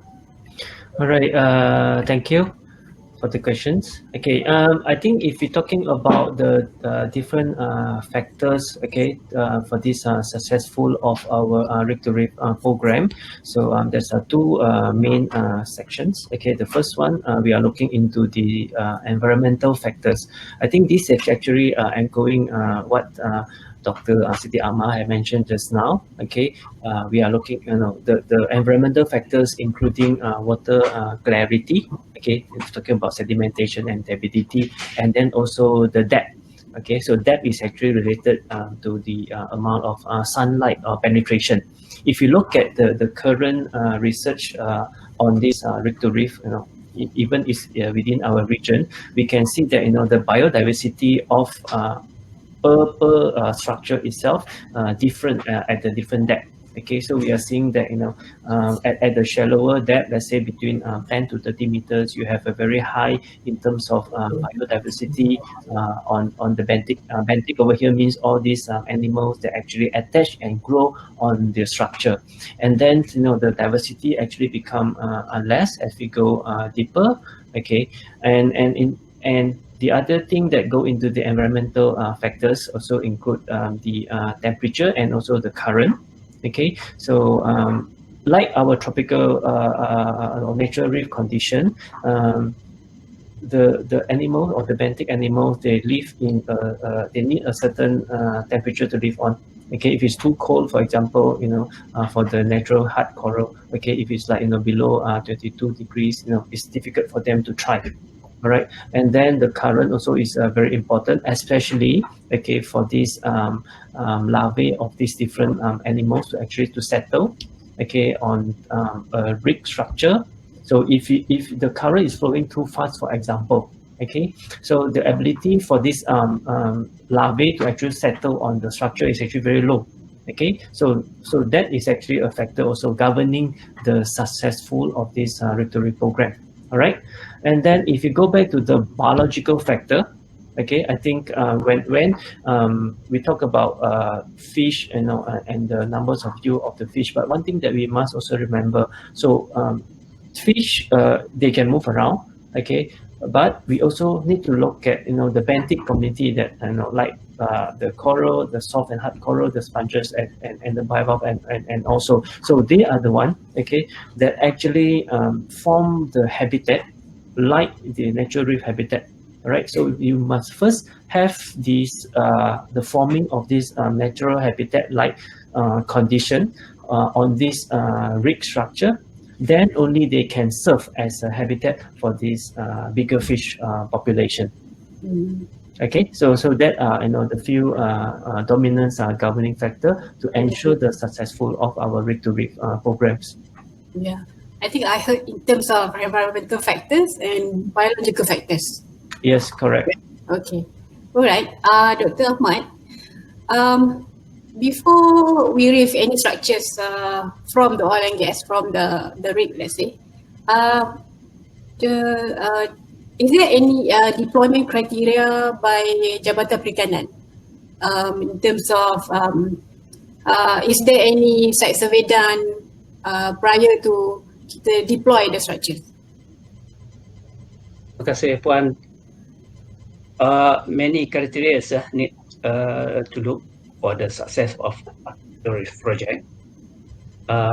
For any artificial reef project, the first criteria the UIF look is site selection. If the success or not artificial reef project really depend on the site. If you deploy on the wrong site, you won't get good result. So for Department of Fisheries Malaysia, we conduct survey for site selection. We study sediment. The very important part, we take sediment and we analyze. And based on our finding, we found that sandy area is very best compared with others. Okay. So why we prefer sandy area? The first one is normally very good visibility, easy for our divers to dive. Normally we dive, we take video, we take photo, and visibility sometimes is more than 15 meters, so we can get more image of the structure as well as the fish resources around there. And if we deploy on the hard bottom, we consider sediment and gravel, we consider as hard bottom. The structure will still in good condition. In case of Pulau Kapas, R2R, after nearly 3 years, the structure is still in the same position as we deployed in 2017. And we found there's no scoring process occur on the seafloor. And we also have experience deployed artificial reef in muddy area. We found that most of lower part of the structure submerged, in some cases about 1 meter. This will reduce the effective of the structure. And also a very big problem for monitoring, to monitor the biofouling and etc., because visibility sometimes is less than 1 meter. And we compare case in Terengganu and in Miri. Terengganu water depth R2R is about 20 meter. In Miri about 46 meter. So for 20 meter, easy for our divers to dive and to monitor. Compare with Miri 46 meters and needs more complicated equipment. Maybe we need ROV or underwater drone future for monitoring, and we will spend a lot of budget for that. But in terms of aggregating of fish, we will find different species if we deploy different depth of water. Like for in situ project, if we want to construct R2R at the same area, in situ area, the species totally different with the coastal area. It's depend on what your target species. And you also asked about the complexity of structure. For the OF, we design many structures. For sometimes we target for species like reef for lobsters, artificial reef for target only demersal species, and also artificial reef targeted demersal and pelagic species. Also, we construct special artificial reef as a hindrance to trawlers, and this worked very well. and we found that some gears like Tronet tangled at the structure, but we found that Tronet is not become boat fishing because the mesh size is very small. The problem is drift net because they use nylon and very small. Fish cannot go through, cannot see very clear. We have video we record in Sarawak and also in Terengganu after a few years. Normally within 1 year, Tronet on the Tronets many bio falling on that, and we try to take out until it take very long time and very costly. And also another thing, when we design the structure, we need to calculate the surface area of AR because the structure become very important for biofouling. If artificial reef surface area less, biofouling is less. And this is very important because biofouling will normally start with very low in the food chain, and if everything okay, if everything success at the R2R or other AR structure, it will create food chain, natural food chain similar as in others area, natural area. Alright. Thank you, Dr. I think part of the MOU pun before we want to deploy, PETRONAS needs to discuss with your group lah on the location that we want to put the reef. So I think one last question for Dr. Siti. If you have any views, maybe you want to add on to Dr. James later. Is there any other factors that we can consider that the reefing is successful? Okay, thank you. Alright, so for marine organism, their early life stage starts with planktonic larvae, means that they cannot swim, they just float in the water column or at the surface. Even for the fish, when they are very at larva stage, they cannot swim and fight against the current. So they are at the mercy of the sea current for dispersal. There's like Dr. Ahmad mentioned just now, it is one of the requirements to check what is the distance between the natural reef available from the proposed site. So this is very, very important because you will get the supply of larvae from the nearest site. Because if the distance is very far, it is maybe they will get killed or eaten by other organisms before reaching that artificial reef. And then Dr. James already highlighted about the light, so I'm not going to highlight that anymore. Another one is the surface texture. Normally, biofouling or the pioneer group of organisms that will attach and encrusted to any hard substrate, they prefer rough surface compared to smooth surface. And then also for the color of the substrate, most of it prefer dark colored than the light colored. Right? And then protected site versus exposed site. So protected may be preferred by certain organisms due to their feeding behavior, and some organisms also communicate using their chemical or hormone that is released into the water, so that the larva knows that their parents is available in the new substrate or their same group, for example the oyster and the barnacle. So when they detect the chemical or the same smell like them, so they will be attracted to the surface. Alright. So that is what I can mention or add on the impact of sea current and about surface area. Okay. I think we have covered all the questions for all the panelists. Shara, how many more minutes we have? I think we have maybe 1 to 2 minutes if anyone want to conclude. All right.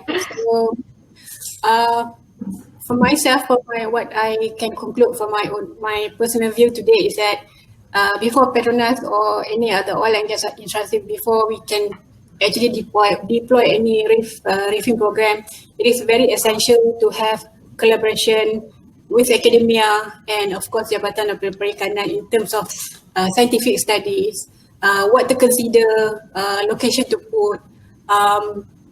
These are essential so that the reefing, to ensure the reefing is successful later. So this further support, our conversation today further support that collaboration of these three parties is essential for a successful reefing program as one of the solutions, sustainable solution for our issues on our fish constraint, fish quantity situation in Malaysia.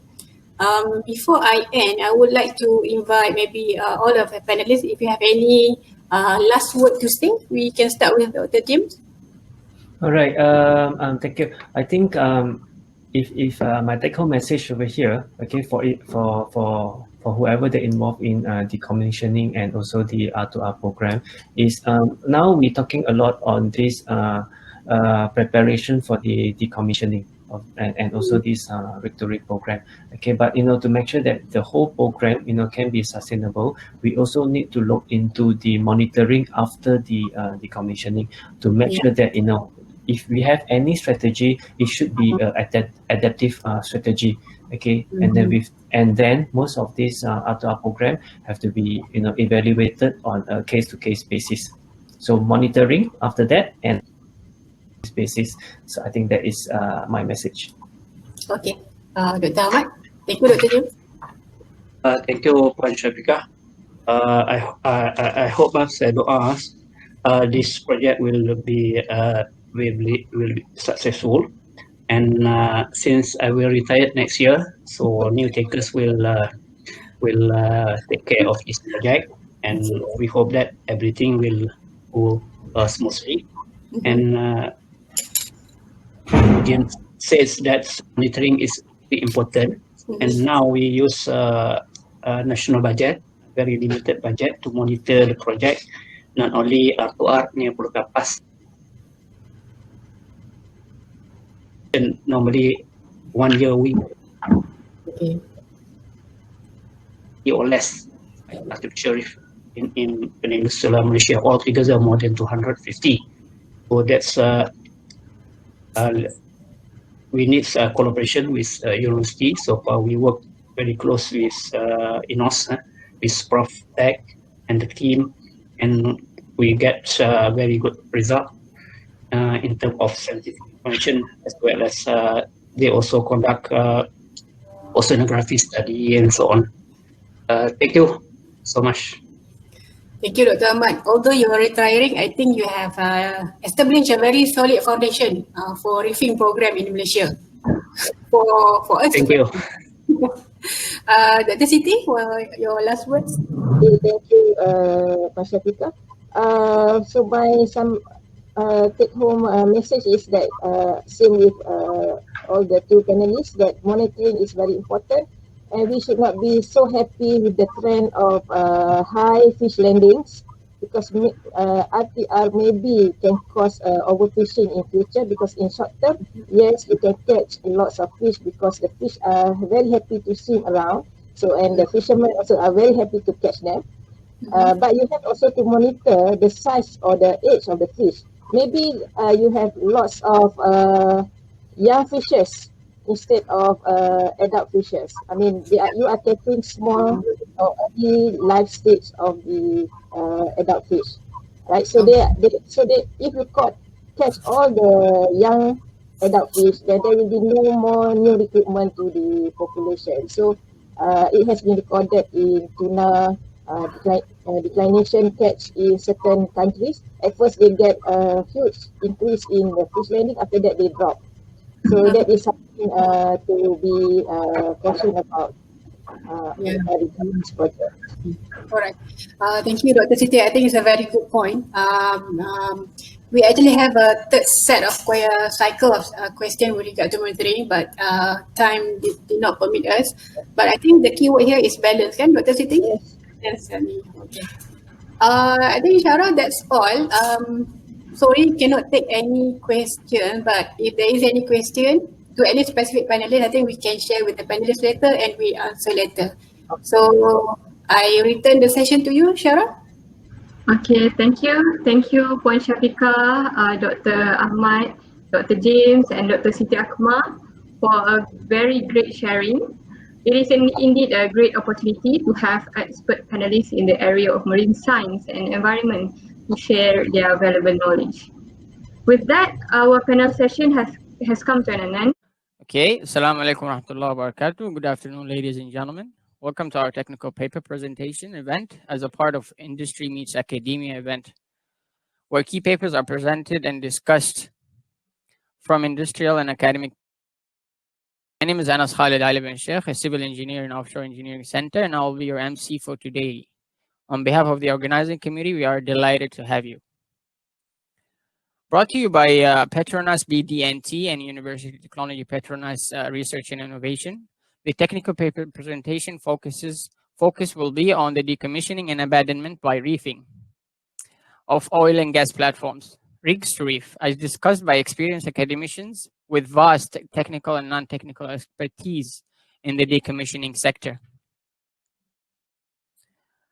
I would like to welcome our first. Before we go to agenda, we'll talk about the agenda.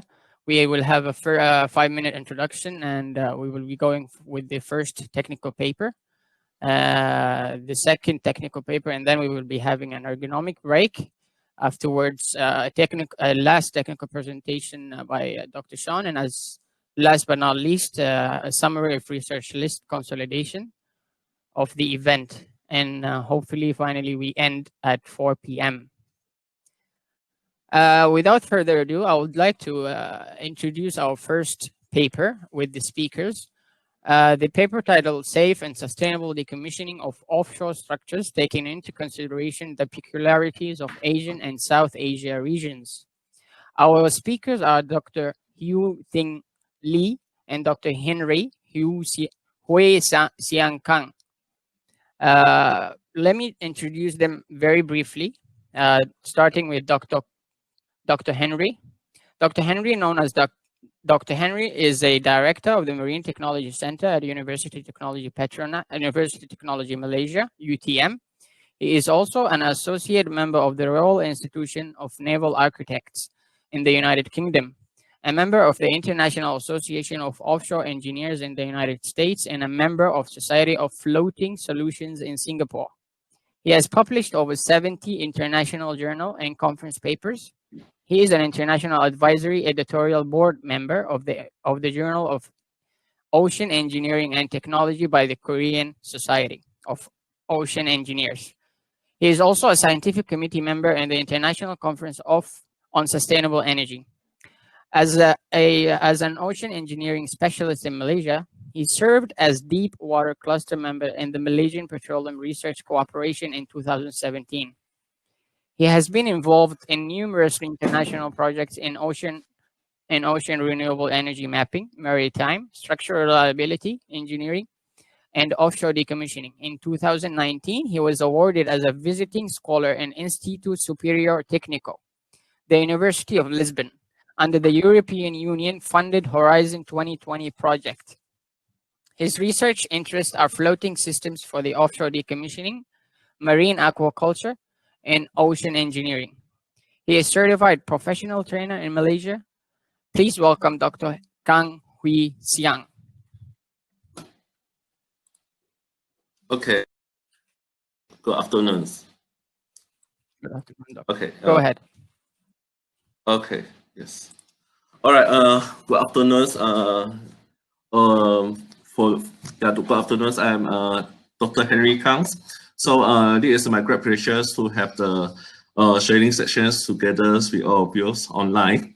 So in fact, today we are like to sharing about the project which was conducted as a dry regional project. The project leader is Professor Omar Yaakob from University of Technology Malaysia. And this is the project sponsored by Royal Academies of Engineering, United Kingdoms, under the Engineering X funding. So this project is very new project, but this ambition is very significant for the offshore decommissioning activities. So the project under the titles Safe and Sustainable Decommissioning of Offshore Structure, taking into considerations of the peculiarities of the Asian and South Asia regions. With these opportunities, I would like to briefly introduce the background of this project and try to share more information about the projects to all of the audience. And in particular, I will also give the first part of the presentations, which is relevant with the recycling facility. A very quick review on this in the Asian and the Southeast Asia regions. My team members, Dr. Huyen D.T. Huyen from Vietnam University, she is going to share her study in the waste management facility in this region as well. Okay, so first of all, we'd like to acknowledge the Engineering S, which is an international collaboration founded by the Royal Academies of Engineering and the Rights Register Foundations. So, and this is the part of the Engineering S Safe and of Engineers' Life Missions, which aims to achieve safer and more sustainable decommissioning and the waste disposal. So, for this project, we are having a very great collaborations, regional collaborations, which consists of many universities in this region and 2 industries for the particular activity in these regions. So the project leader is Professor Omar Yaakob from UTM, and definitely we have very good partners from UTP as well, Professor Noor Amila, and we have partnerships from Vietnam, from ITB in Bandung, from Mahidol University, Newcastle University of Singapore, and also we have the Sea Sentinels Private Limited company from Singapore, Liverpool Jomo University from UK, and also IL Kalitia Shipbuilding Private Limited from India. So this is the regional collaborations, and we like to have some mission and goals. The goal is try to develop the methods and guidelines which will enhance the safety and decommissioning process within the specific environments of the region. The objective is to develop methods and guidelines which will enhance the safety and commissioning process to identify and help improvement of recycling facilities for the decommissioning offshore structure in this region, and to develop the long-term networks for sharing information, best practice, facility, and capacities building of the region.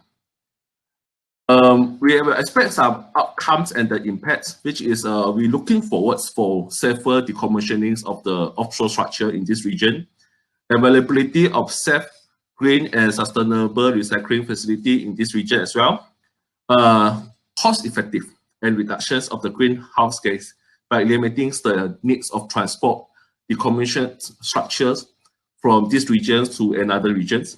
And definitely, finally, is the information sharing and better networking among the stakeholders. Okay, so allow me to start my presentations in the technical parts. So the topics for the first part is recycling facilities, a quick review in the Asian and also South Asia region. This is the first task or first works for our teams. Try to understand the status checkings for the recycling facilities for the offshore decommissioning activities in these regions. However, please be informed that the recycling facilities for time being, in terms, it's not in terms of the actual conditions for the offshore decommissioning, but most of our local facilities for time being, they're still working for the shipbreaking as well. So that's why we try to also looking for what is the gap in between how to upgrade the recycling facilities from the shipbreaking to the offshore decommissioning. So this is also our another purposes for this study. First of all, let's have a very quick statistic analysis.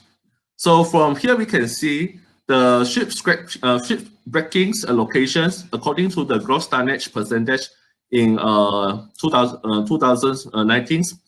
The South Asia region has a cumulatively 87.3%. So which is a very big player for the offshore for the ship breaking market share. And also for the rest of the world, there is around 1.3%. So we try to study about the experience of the shipwrecking first, okay? But finally, there's definitely have a very big gap in between the shipwrecking to the offshore decommissionings. We try to find what is the gap, and we try to see what kinds of the facility upgrade to be considered, and how the local facilities, such as a shipyard, can upgrade themselves to support the activities of the offshore decommissionings in the future. Okay, this is just a very quick introductions regarding what kinds of the ship recycling process in the South Asia regions.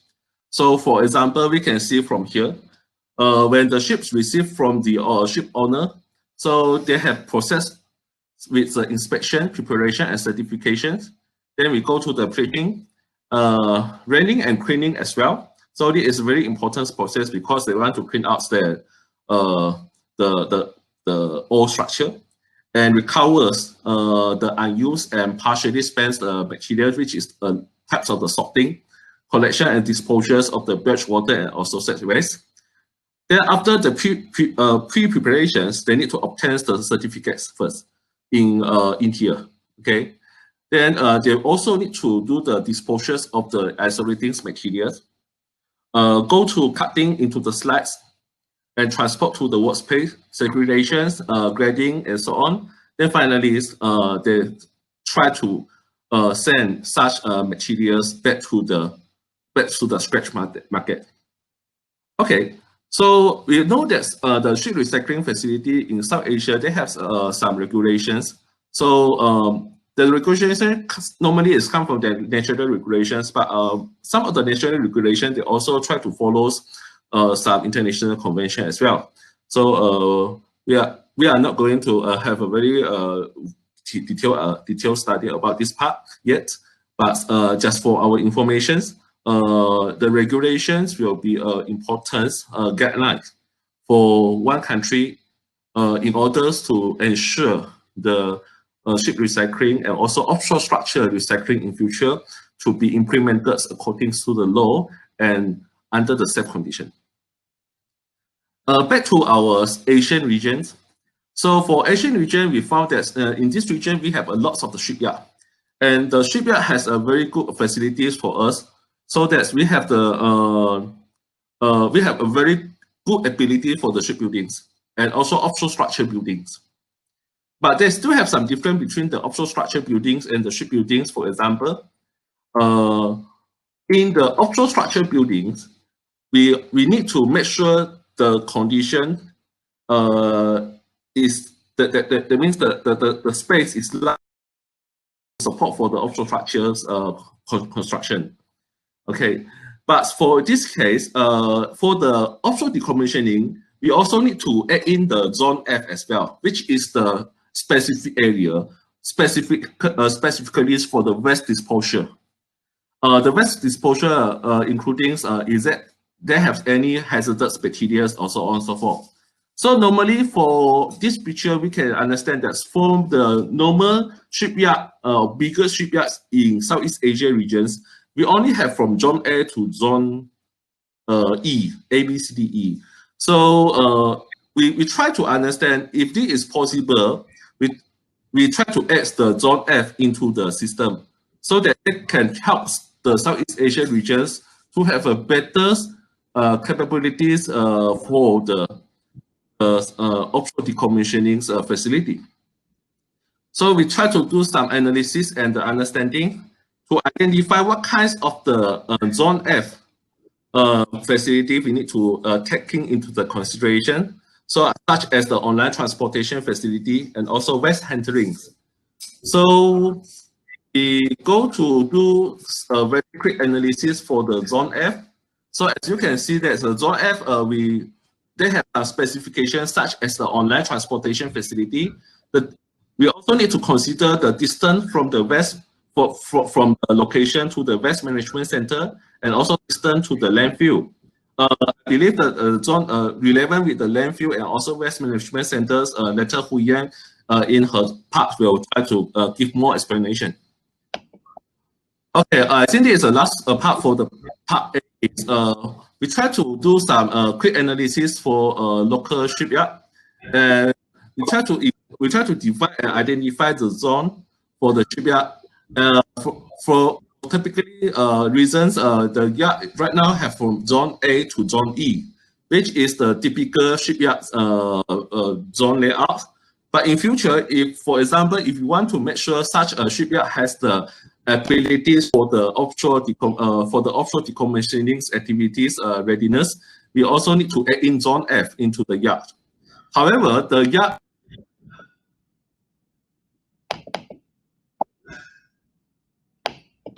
Dr. Henry, you're breaking off.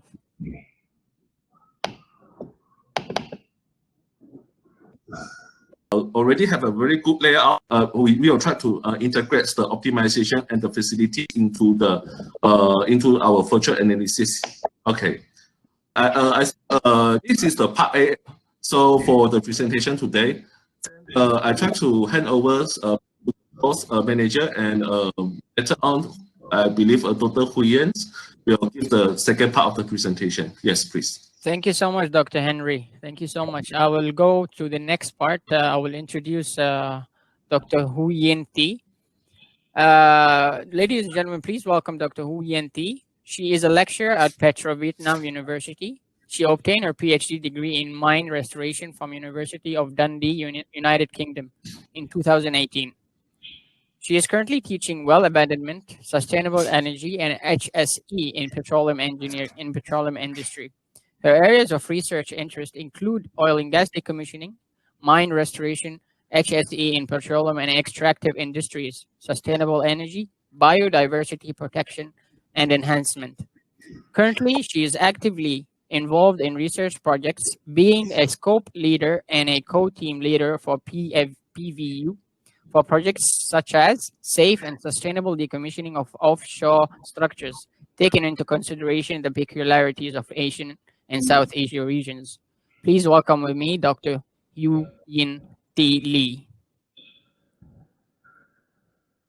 Go ahead, Doc. Hello everyone. Can you see my screen? Yes, just full screen it and go on, Doc. Yep. Yeah. Go ahead. So you can see, right? Yes. You can see. Okay. Thanks. Go ahead. Okay. So good afternoon, everyone. So now I will continue with presentation on waste management facilities in Asian and South Asia regions. So regarding hazardous waste management in Asia, some countries still haven't had dedicated or specific laws on hazardous waste management, including Brunei, Laos, Myanmar, and Thailand. This flow chart shows the typical hazardous waste management operations in Asia. So in general, waste will be transported from the generator to the collector or recycler, and then transported to the TSD facility, meaning treatment, storage, and disposal facility, or it will be transported directly to the TSD facility. If the waste can't be recycled or treated internally, then it will be exported to a foreign recycler or foreign TSD facility for recycling and or treatment. Regarding hazardous waste management facilities in Asian countries, Indonesia, Malaysia, and Singapore are the countries that have most hazardous waste management facilities in this region. In South Asia, Afghanistan and Bangladesh are the countries that haven't had specific laws on hazardous waste management. But it should be noted that we haven't had data on the Maldives and Sri Lanka yet. Among these countries, India is the one that has most hazardous waste management facilities, which are disposal sites. Now let's look at some typical hazardous waste management facilities in Asian countries. The first one is Quality Alam Waste Management Center. It is the only integrated hazardous waste management center in Malaysia. It is located in Nizari, Sembilan. It holds a license to handle 76 categories of 77 scheduled waste listed under Environmental Quality Scheduled Waste Regulations 2005. Except radioactive and explosive waste. Radioactive waste will be treated at the nuclear agency, whereas explosive waste will be handled at the Malaysia Army. In Quality Alam, all the facilities are designed and managed to meet stringent international standards, and such facilities have the capacity to store, treat, and dispose more than 100,000 tons of all classes of hazardous waste each year. And Quality Alam has end-to-end facilities from incineration plant, solidification plant, to secured landfill, etc. So this flowchart shows the typical hazardous waste management in the plant. Firstly, the waste will be transported from the waste generator to the waste management center. Here it will be analyzed and evaluated by the chemist.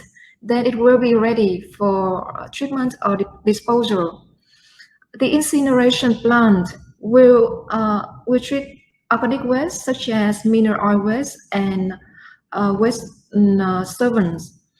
Slag from the rotary kiln will be disposed of at the secured landfill, whereas fly ash will be further treated at the solidification plant. The physical or chemical treatment plant will treat inorganic liquid waste such as spent acid or alkaline, and the residual filter cake will be further treated at the solidification plant. And as the name suggested, the solidification plant will detoxify the waste via fixation before disposing it to the secured landfill. And of course, the secured landfill is the final for all the waste. Another hazardous waste management facilities in Asia is PPLI, which has been operated since 1994 in Indonesia. And it provides collection, recycling, and treatment disposal services for both hazardous and non-hazardous waste. PPLI has various services in waste treatment, including waste-to-energy pre-acceptance process, solid waste, and liquid waste treatment, etc. Another hazardous waste management facility that we consider is Halok Hazardous Waste Treatment Plant in Vietnam. It has a capacity of 25,000 tons per year, and it has an area of 2.6 hectares. Halok aims to become the leading supplier in Bà Rịa Vũng Tàu province, Vietnam, and in the region in respect of industrial hygiene services, including collection, transportation, treatment, and incineration of hazardous waste.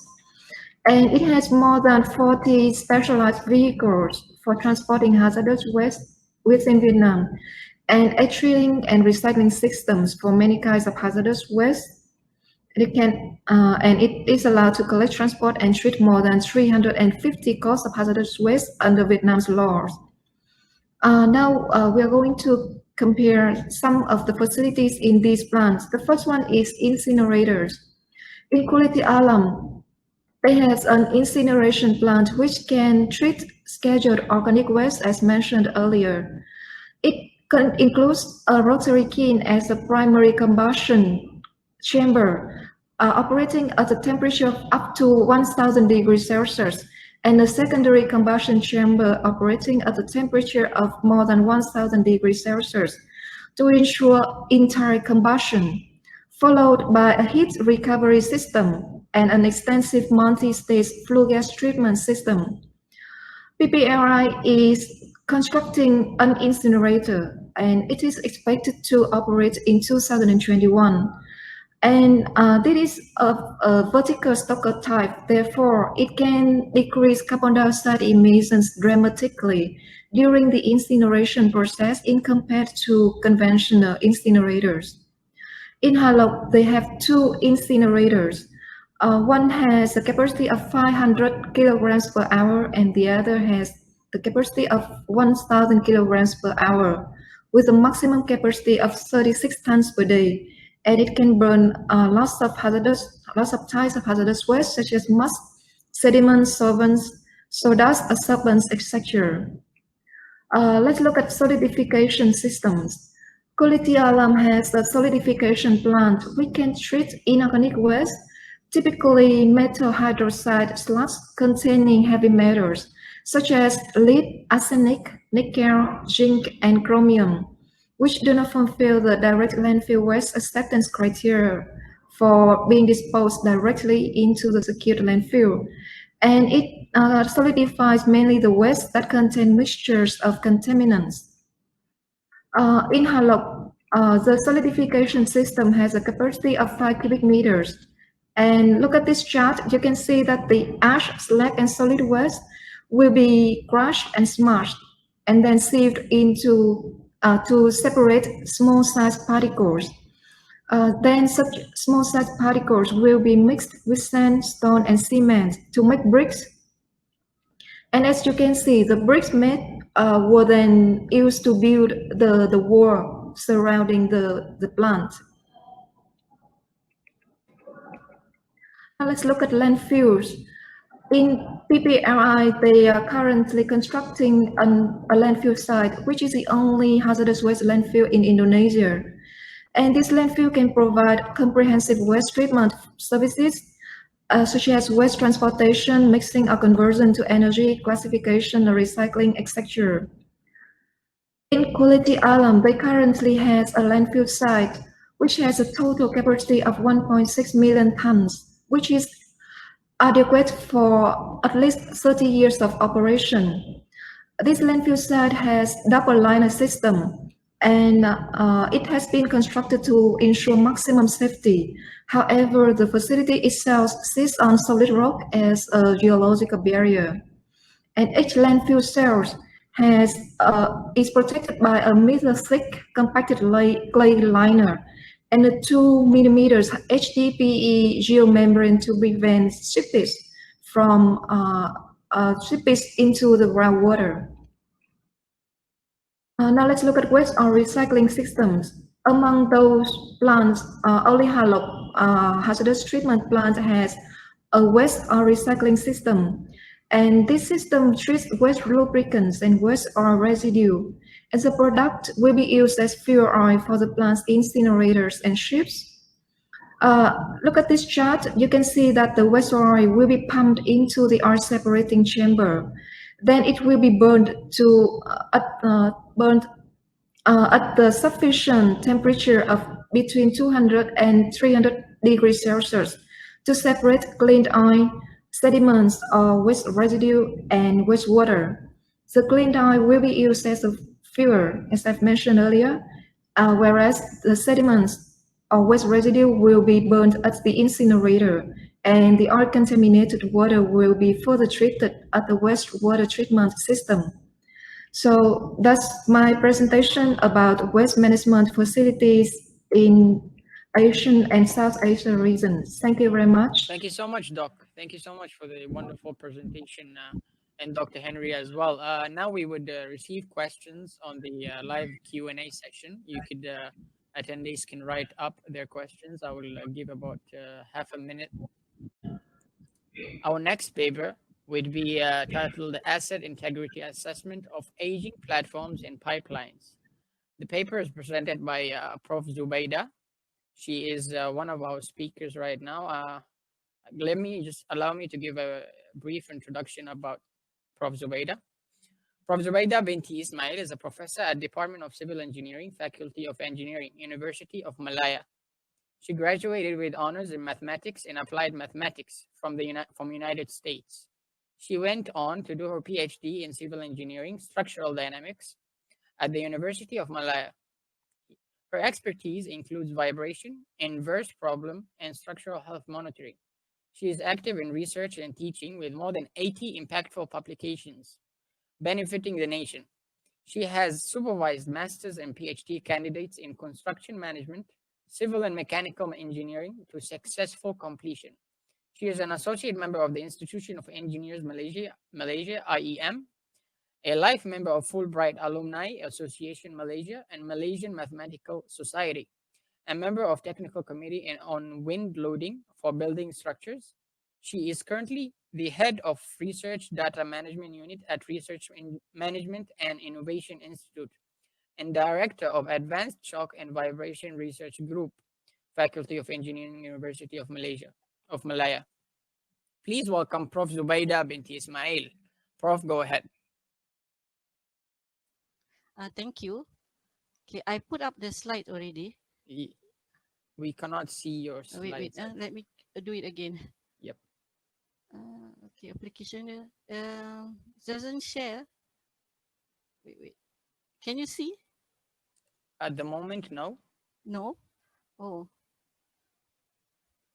I put it already up. Okay, here it is. Okay, share. Can you see now? Yes. Okay, I'll go put in full. Yep. Okay, Assalamualaikum and good afternoon.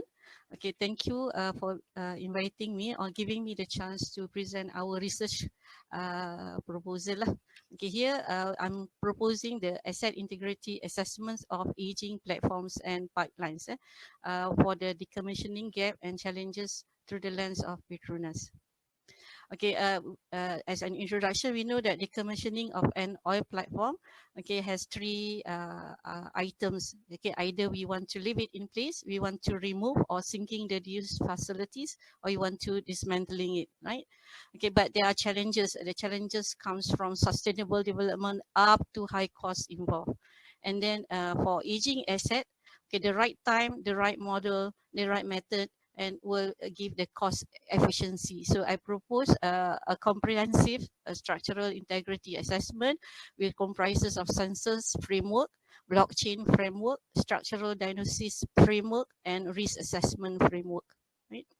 So actually it's a joint work of all staffs in the University of Malaysia, right? So we have the stakeholder in the middle here, and then we have sensor framework, which will be from engineer Dr. Lim Kok Seng and Dr. Lua Dong, okay, from the Photonics Research Center.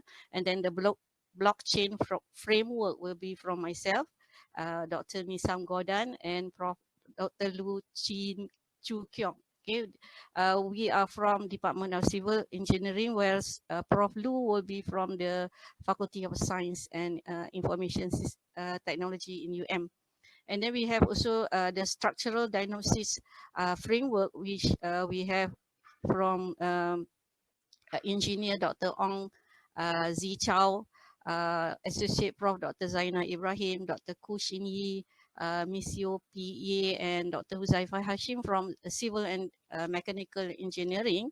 And we also have the risk assessment framework from Associate Prof. Dr. Faizul Azli, Surveyor Dr. Saiful Bari Abdul Karim, and Dr. Lu Xiao Chen. They are from the Department of Quantity Surveying, Faculty of Built Environment in UM. Okay, the problem and challenges of this smart structural health monitoring system, okay, involve reliability and accuracy of the sensor or sensor network, the assessment scheme of signal parameter extraction, the data analysis and pattern recognition from massive data of the sensor network for damage detection, and also the adoption of the monitoring technology by the government and industry. So these are the problem and the challenges of this smart monitoring system. Okay, so we propose, okay, the smart structural integrity monitoring system in the middle here, okay, and then we have the public and the government and the industry that will give the inputs. Okay, we'll start with the development of the suppressed fiber bracket grading accelerometer and with the smart sensor network from the Photonics Research Center, where we will have the smart sensor network, and then we will have the development of the blockchain for data security, okay, by myself and Dr. Misam Gordon and Prof Lu also. And then we have the that detection scheme with artificial intelligence and the denoising scheme, okay, for in service denoising scheme or structural integrity test, and the development of ANN for pattern recognition and defect detection, okay, by Dr. Zaina Ibrahim and engineer Dr. Inzi Chow team, okay, from civil and medical engineering. And then we also have the development of the risk technology adoption model, okay, for the time index lah, okay, from Dr. Faizul and Dr. Lu of the Faculty of Built Environment. Okay, here are the integration of the sub-project. Okay, we have here, okay, in the beginning here, in the big box here, we have the engineering structures, and then the red line here, we have the optical fiber sensor. Okay, I mean, we have the then we have the optical fiber sensor integration here. Okay, the blue this block here, and then we have ISMA. Okay, ISMA is the impact synchronous modal analysis scheme, okay, where we have the denoising scheme. Okay, this denoising scheme will separate the noise, okay, from the experimental work or from the pickup here. And then we have the blockchain. Okay, the blockchain will give through only the reliable data, okay, the true data, and then where we will put it inside the data mining for data pattern recognition and fault detection, and later we will send it to the fourth sub-program, where it will take into account the stakeholder views, okay, for technology adoption and risk assessment. Yeah. Okay, the sensor challenges is for reliable sensor for larger frequency detection range and simultaneous multi-processing sensing. Okay, so our sensor network can perform simultaneous data acquisition for multiple points, and the sensor networks also can be integrated with cloud system for long haul remote monitoring. Okay, these are some of the laboratory work and the field tests for the sensor network. Okay, okay, Dr. Lim has done in the lab, and then on a suspension bridge in Bukit Gasing, where he found out that the magnetic damper enables the vibration detection in the resonant frequency region, and it's feasible to get measurement for mood shifts and dynamic frequency analysis. Okay, and then the blockchain framework. Okay, the challenges is in handling and processing of massive flux of data input from sensor network for the monitoring system. It can be hectic. So in our framework, okay, the closed loop will have eliminate the erroneous assessment and improve the quality of monitoring and prediction of the damage assessment. Okay, this is just the imaging technologies in the 2020. We have all these imaging technologies, and we are using the artificial intelligence, the big analytics, okay, or big data, and then we are using the blockchain here lah. Okay, what we do is we will have, we assess the project, and then we do the structural identification, and then we do the collection of data. We put it into the blockchain algorithm, where we have a verified, once we have a verified individual block, okay, that block will be added to the blockchain, and the data is authentic, will be good already lah, okay, for evaluation, and then we send it for further actions.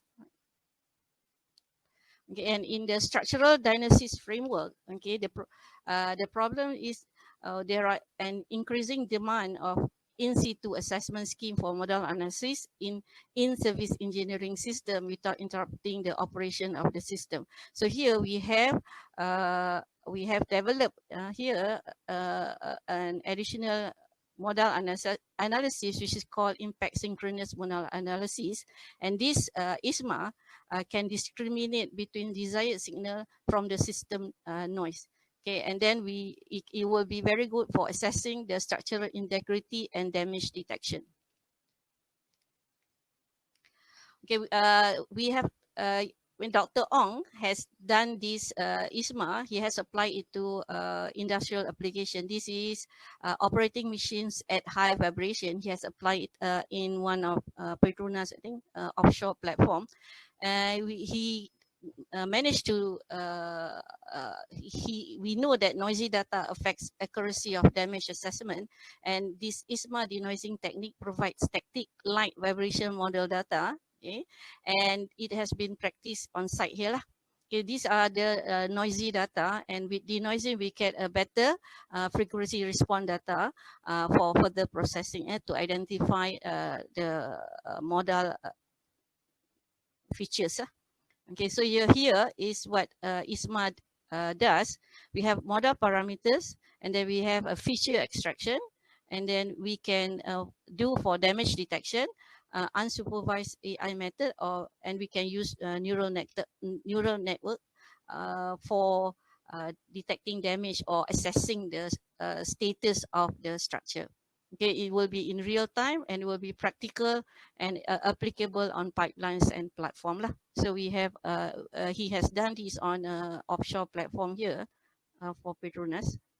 Okay, here are the pictures. Okay, these are the offshore structures. These are the machineries. Okay, these are the part that he did the model analysis, and he managed to detect the problem lah without shutting down the operation. And for civil structures, okay, for real structures, Dr. Zaina had done on road bridges in UM, on concrete footbridge in UM, and damaged building in UM, the model analysis testing, and also for the Bradford Grandstand UK, right? When you have a football tournament here, people will be jumping on the stadium here, and they have problem with the vibration. So she did the analysis lah to detect the problem. So what she found out that the ambient vibration testing are capable in estimating the modal parameters so that you can do further processing lah. The enhanced frequency, domain decomposition, and the stochastic subspace identification, okay, in one of the software successfully estimate the modal parameters by real structure, okay, gathered by this ambient vibration testing. When you have big structure, you cannot excite the structure with a motor or something. You have to use the what you call it, live load, okay, such as wind or wave or people jumping and up and down. And here we had done also in the lab. We in the laboratory of our university, okay, in our department, we have also here composite girder bridge here, okay, where we did modal testing to detect damage. We induce damage at certain places, different degree, and then we managed to detect the damage using modal analysis. Okay, here are the results that we get, and we see here that there are many what do you call it, algorithms that can be used to support these structure assessments. We had done all this, and it's been very successful. And also we had done in our laboratory a structure called a miniature structure of jacket platform structure here, okay, where we induce certain what do you call it, damage at certain places, and we managed also to detect the damage using modal analysis or vibration testing. Okay, also we had done also on a model 3-story building model, and here are the results where we managed to identify the damage location and also the damage severity. On the risk assessment framework, okay, the program focuses on assessment of endogenous and exogenous risk factors, and the output, okay, can be channeled to the development of the sensor network and the system optimization, okay, according to the need and interest of the stakeholders. Okay, so basically in the risk assessment framework, we will look into the context definition where we define the risk area, the internal or external conditions, and then we do the risk identification where we identify risk in all phases of the project. And then we do risk analysis and evaluation where we evaluate of occurrence probabilities and monetary effects. And then we do treatment of risk where we propose, avoid, reduce, limit, shift or take. And then we do risk monitoring to control the correctness and effect of the previous steps. So these are basically the framework, and then these are one of the project that the Bill and Rahman had done, is doing it currently. That's the project risk management framework for the proposed privatization of Putrajaya Bangi Expressway. So in this project, they want to ensure that all personnel involved in the project understand the objectives of project risk management and its mechanism for effective management of project risk. Okay, and finally, okay, we are proposing for this assessment of aging platform and pipelines by these 6 boxes here. Okay, one, we want to develop a smart sensor network based on resonant suppress this fiber bracket cantilever. We also will develop the network, and then we will develop the denoise ISMA tool for the in-service structural integrity assessment. And then we will apply the artificial neural network for pattern identification, okay, using modal data. And then we also will determine the correlation between the extracted data and the incurred event. And we develop a blockchain-based non-destructive AI test method. And then we will also assess any black swan event if in the structural health monitoring system. All this can be done by all the staffs or all the researcher in University Malaya itself. Right. With that, thank you.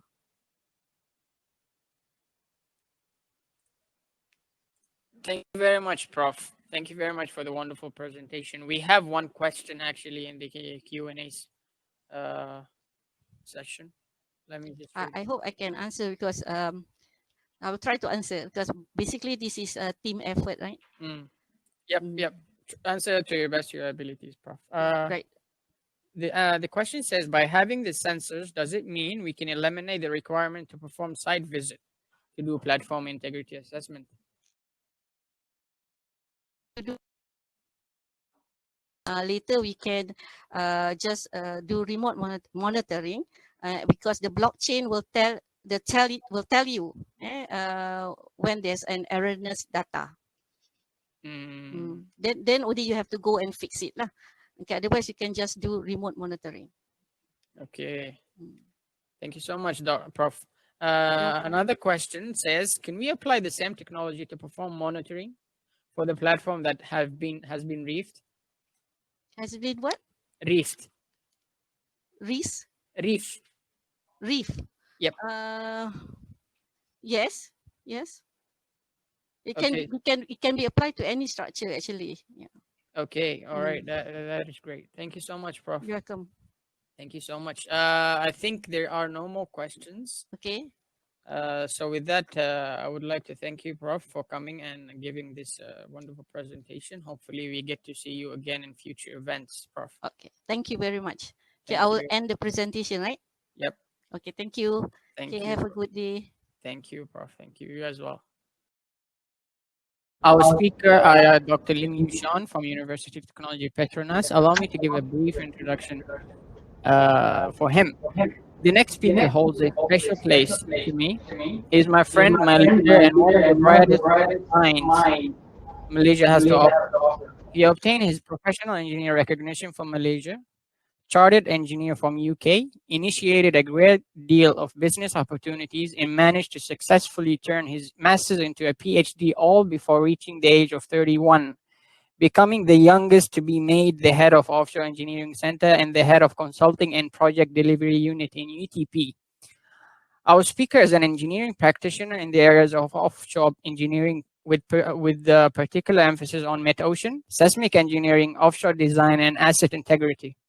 Not only he is an academician, but he is strongly associated and would categorize himself more of a businessman making him a perfect match between engineering technicalities and management and business management correlation, which is why he currently holds the position of head of offshore engineering center, as well as the consulting head of project delivery unit position.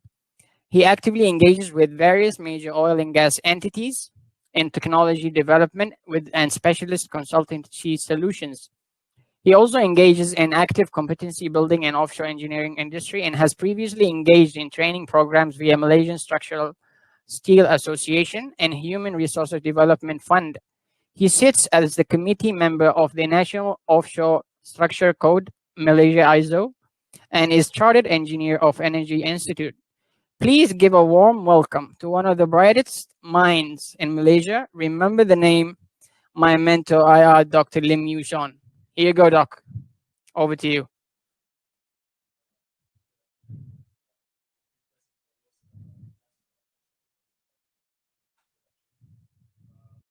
Realize it's the afternoon for everybody at the moment, so I will try my best to keep this presentation as interesting as possible. I know it's towards the end of the day, especially on the last day before the Christmas break, right? But again, before I start my presentation, I think I would like to thank the chairman, the organizing committee, and all those who have been involved in giving me the opportunity to share some of the thoughts and some of the points that I would like to present today. I think today, more than anything else, I think that the title speaks for itself. Novel concept for wet tow transportation of decommissioning for decommissioned platforms to enable cost of compression and cost optimization of decommissioning activities. The idea behind this presentation today is not so much to focus on the technology, but I think the idea at the end of the day is to send a message on paradigm shift in the way we think and the way we approach cost compression in the business of decommissioning. Because I think we all are very fully aware of the situation. Decommissioning is not a activity that's going to return any sort of return on investment for any operator, be it IOC or NOC. And therefore, we seek to do it in the manner which returns as little damage to the cash flow as possible, while preserving the importance of environmental safety and also health safety, HSE considerations whenever we go into the decommissioning phase, and especially the impact to society. I think that has been impressed throughout the entire day. So what I'm going to present today is a concept on how to actually, one of the many, this is not a new concept. I think I'll be very upfront with you. It's not a new concept. It's been floated around since the 80s when decommissioning first were whispered in the Gulf of Mexico. All right, this idea has been floated around, and ever since then it has started to gain traction. More than anything else, now that you of ASEAN operators are dealing with aging asset, the concept of maturing options available to them, especially when it comes to marine operations or the cost compression related to marine operations in decommissioning activities, becomes a key staging point or key discussion point. Right. So I think that summarizes the message that I would like to provide today. And the idea that I would like to share with the fraternity, our colleagues from the industry and also the academia today, is on the paradigm shift required on the approach to the same problem and learning best practices from other industries.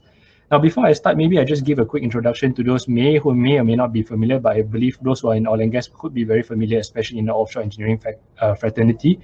If you look at the way decommissioning is done at the moment, most of the offshore operations, the whole life cycle, when you look at specifically during the execution of the marine operations, which involves the cutting of the platform, removal of the platform, lifting of the platform onto the barge, on the crane, using a crane barge or onto a lifting barge, and then the retrieval of this particular decom structure back to onshore, is the extension of an idea from dry tow methods or the very common installation methods, which typically most of the time involve a dry tow method. When we say dry tow, what it means is that the structure is put on the vessel, you bring it to site, you lift it into the position, and then you install it in place. Now, thought process. Now you do it in reverse instead. By simply said, that means you cut the platform, load it back onto the barge, and bring it back onto the shore. So decommissioning is done in Southeast Asia. we pull up some guesstimates and some cost estimates from around the world. Mexico has a lot of data. In fact, there are thousands of platforms that have been decommed since the 70s until today. So they provide a wealth of information, especially on cost engineering. And one of the key points that we found is that marine spread often not constitutes a very big portion of offshore execution procedures for decommissioning. They're looking anywhere between 40 to 60%, depending on the tonnage and the size of the platform. 40-60% will be consumed in just marine spread in the whole activity, offshore activity alone. And that makes it a very attractive point where cost compression can actually occur. So along the years, people have thought of, is there any other better way to actually do this instead of dry tow method?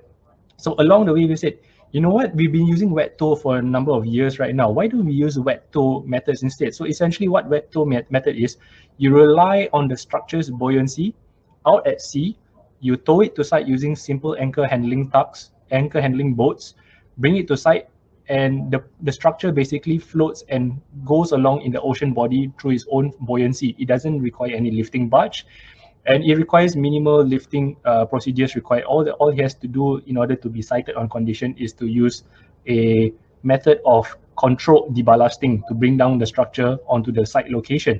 So the idea spawned from there. Why don't we do this in reverse instead? And when we look at the history of decommissioning in the region, this is where we see the opportunity for cost compression. Like I mentioned earlier, about 40 to 60% is sunk over there.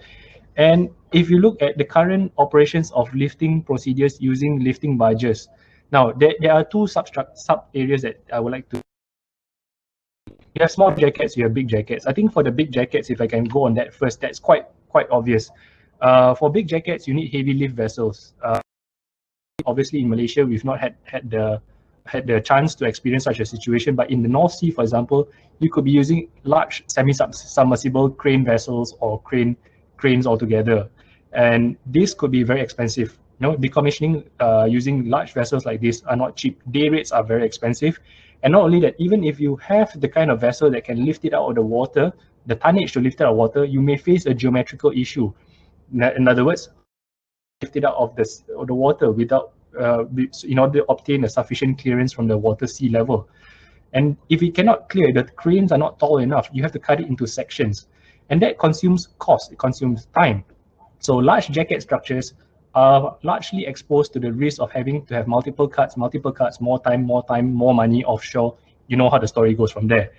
For smaller structures, I think to deploy a crane barge, depending on the availability of crane barges, if you look at right now in the oil economy where we have a very depressed market, barge charters might go for cheaper than usual. And that's good. Maybe this is the right time to actually use crane vessels, so to speak. And the question is right. The problem is most of the time during a poor economy, that is also when the company is at its tightest cash flow. So to embark, despite vessels being very cheap, crane barges being very cheap, the opportunity to actually do decommissioning during this time could also be difficult due to tight cash flow from most operators, which we can see that's being experienced by most operators at the moment. So the alternative argument is, why don't we wait for the economy? What about in a high economy instead? When the economy is better, when cash flow is available, we do lifting activities instead. There again lies another problem. But barge charter starts to rise, it becomes more expensive. And then people start talking and say, okay, let's talk about alternative methods of decommissioning using clustering of platforms. That means whenever you decom, you go out maybe 2 or 3 platforms in one go. Therefore, you optimize the demop cost of vessels. It leaves a lot of room for uncertainty in the market on lifting procedures. So what we're going to present today is actually how to actually mature different options of lifting and removing a structure from the seabed, and therefore basically hedging your risk or hedging the dependency on these kind of methods whenever they appear to be unfavorable. At least when crane barges are unfavorable to be used, you can actually have other methods to be used. So that's the rationale behind alternative thinking here. So when you look at wet tow altogether, the reason why we want to look at wet tow operations, why? They ensure a safer working environment. You have less vessels on site. They are obviously, when there's less vessels, there's less marine spread, less outlay on site, risk is lesser, there's less people on site as well. Wet tow technology is not new. It's been around since World War II, which I'll explain to you in a while. It's less time consuming because you don't have to cut your structure into so many pieces. When you to lift your structure using buoyancy technique, you can do it for the entire structure in one go. You only need to make the cuttings at the piling or at the seabed. You don't have to cut the structures at multiple sections, and that saves a lot of time. And obviously, the idea at the end of the day, the ultimate idea, the underlying here is to mature the options available in Malaysia for offshore decommissioning. We don't want to be over-dependent on one method, just like how we've actually matured the rigs to reef program earlier in the day. I think that is an excellent initiative, by maturing different options. As and when different scenarios, economic scenarios appear within the company, you have different options of decommissioning at your disposal. All right, so this is something that we're looking at. So when we talk about buoyancy technology, it's not new. There were a lot of skeptics when we first initially brought up the discussion as a matter of academic debate and academic banter. People were saying that, are you sure buoyancy can be used? I said, why not? It's been around since 1942. Buoyancy bags were first used as far back as World War II to recover ships that sank to the ocean after the war. Right? They had to recover a lot of these ships that went into the sea. And even as far back as 1982, they were extensively used during the Falkland Wars after the battle between Argentina and Britain. Business as usual in the marine salvage industry. Even recently, when there was a sinking of the ship in Italy, cruise ship in Italy, it was also salvaged using buoyancy bags. It's not unheard of. And even if you look specifically within the oil and gas industry, steel buoyancy tanks have been used for quite some time. But of course, we'll come to buoyancy tanks in a bit and discuss on that a little bit. Here is not a new technology. In the marine salvage industry, is business as usual over there.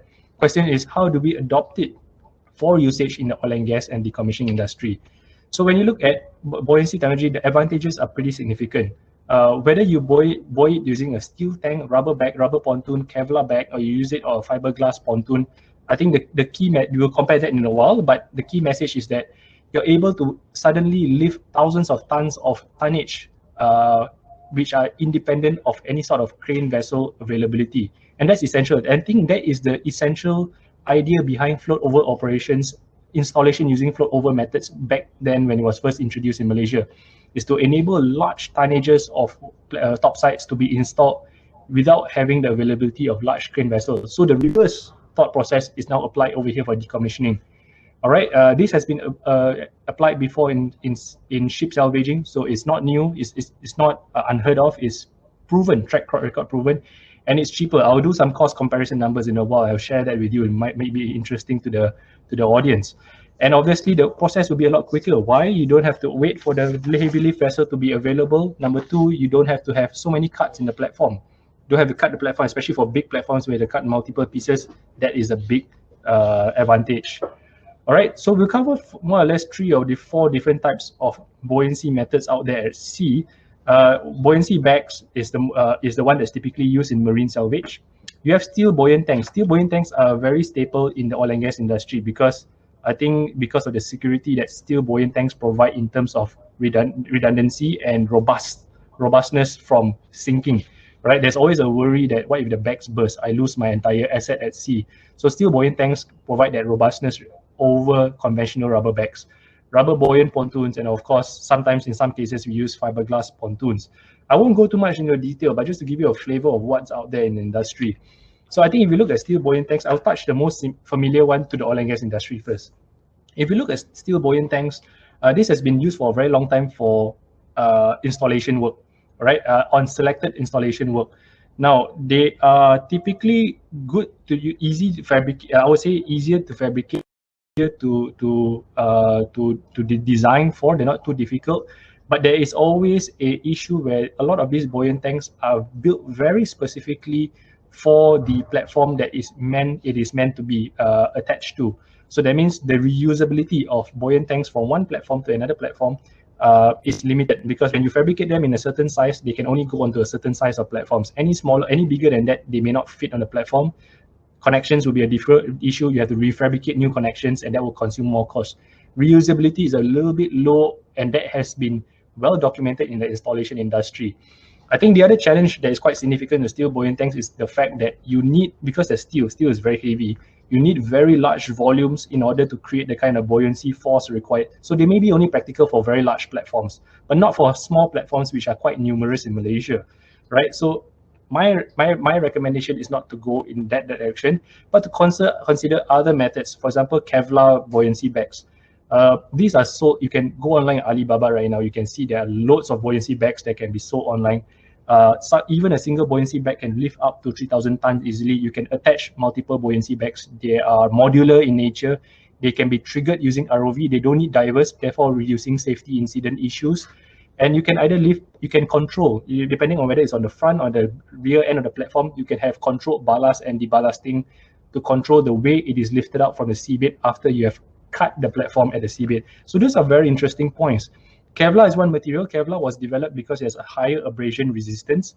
Then again, you have rubber pontoons. The issue with rubber pontoons in the past is that it was not very robust.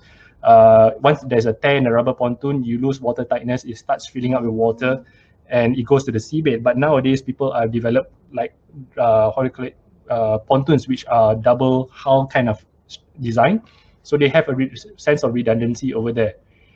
And now I think the most important thing is you look at the cost. Sean, yeah, you're right. You talk about a lot of things. It has a lot of technical advantages. Is it expensive? No, it is not.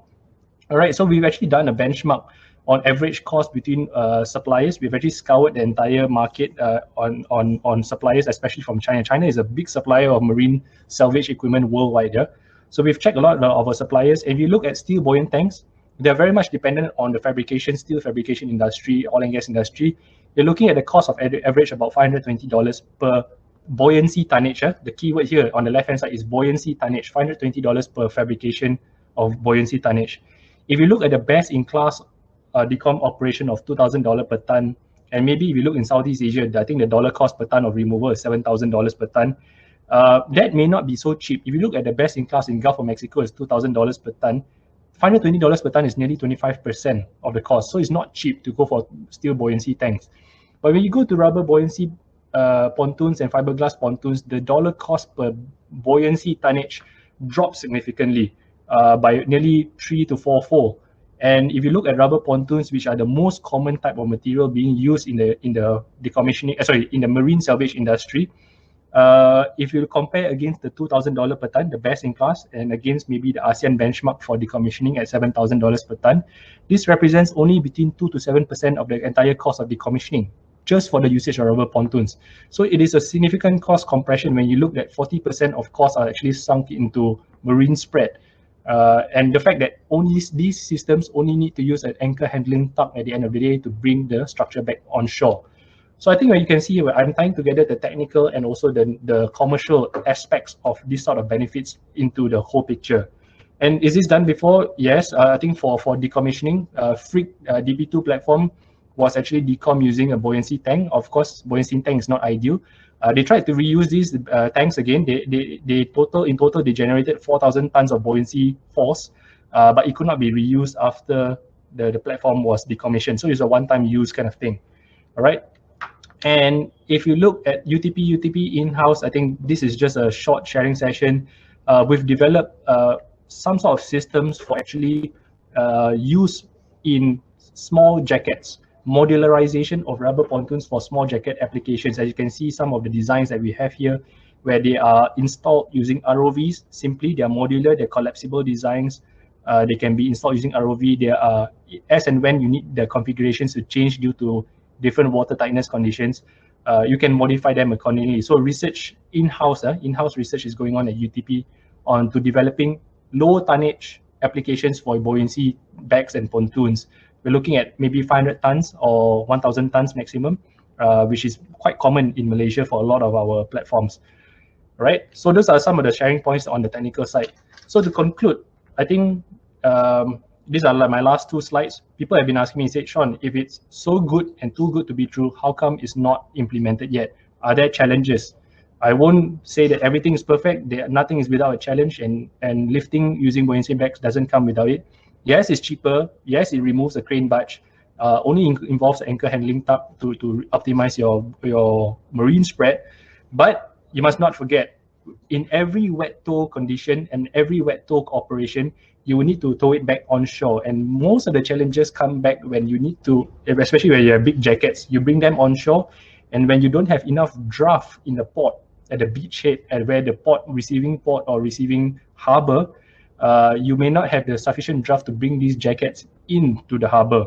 And therefore, the wet tow may be limited in application over there. At the end of the day, you may still need to cut it near shore, and that may somehow offset, unless there's a deep water facility in Malaysia, which I know there's one in Pengerang, but it's obviously not for fabrication purposes. It's meant for the terminal purposes. And obviously, the second issue that we look at it is obviously on standardization and regularization of buoyancy systems. Yes, it's been done very well in the marine salvage, but as you know, adoption cannot be entirely as is. There needs to be modifications to suit the use case. And this is probably a gap that, you know, a technical group of people sitting together should be able to solve from a guideline and also standards point of view. All right. Right, so in conclusion, my last slide here, I hope I've shared enough today. I know my time is up, 25 minutes here. I just want to leave the audience with a final message over here. At the end of the day, like I said from the very beginning, the idea is not to specifically zoom in on the technology, but just to share with you, just by simply adopting an innovative approach to a complex problem, simple practices or common practices that have been brought in from other industries. Like in this case, the marine salvage industry is very clear. They've been doing it all this while, but all these years, how come we have not figured out on how to adopt these things? There is a lot to be learned from other industries if we know how to bring them over and we know how to make them fit for purpose. I think there is a lot of room for further cost compression, not just in decommissioning, but I think especially in this very difficult oil era, difficult oil economy, I think this sort of thinking, open mindset approach to finding solutions needs to be adopted by us engineers within the oil and gas industry. Breaking outside the mold of typical engineering solutions lah. Right, so with that, I would like to thank everyone for sitting in. Thank you for listening to me, and I will like to pass the floor back to our moderator, Mr. Anas. Thank you very much. Thank you so much, Doc. Thank you so much. This is really a great title and a great project. Hopefully, it gets to see the light at the end of the tunnel. As for now, we have a couple of questions, if you can allow me to read it off. Mr. Zhafran have asked, does buoyancy bag suitable for topside removal? Buoyancy bags for topside removal may still pose a bit of a challenge. I think if you look for, let's look at it from 2 points. One is from a technical standpoint. If you look at the technical side, if you look at decommissioning philosophy in general, the structure is no longer considered to be an asset the moment you issue a death certificate to it. My opinion, this is my opinion, I wouldn't be too concerned about how the topside is treated. If it has to be wet towed in the water, provided that proper transport analysis, lifting analysis, sea-going analysis is done on the topside, I don't see a reason why it cannot be wet towed to site. It's going to have a lot more drag than a jacket, but I don't see a reason why it cannot be done, because you're not going to use the structure anymore. The moment it arrives onshore, you're going to dismantle it. So I don't really care how it actually, in what condition it arrives back at the port. So yes, I don't think it's a weird idea, although it's not done in installation. Obviously, you don't want to submerge it in salt water because of corrosion. But in decommissioning, it's like, why not? You know, it's going to be salvaged anyway. So yes, I think there is an opportunity to do it, but I think it will very much depend on the engineering analysis to see whether it's feasible, because you're dealing with a structure with a much higher center of gravity compared to a jacket which is lying flat in the water. Those are technical challenges, but I think technical challenges can always be overcome. But I think we have to shift away from the thought process that topsides are not typically wet towed for installation, so I don't think I can do it for the installation. I don't think that's the case. I think it is possible and should be possible if you have no longer any further function of the topside, and provided it doesn't have any more contaminants, or the contaminants have been taken out from the process equipment, obviously have been taken out, because you don't want to risk contamination during sea transport.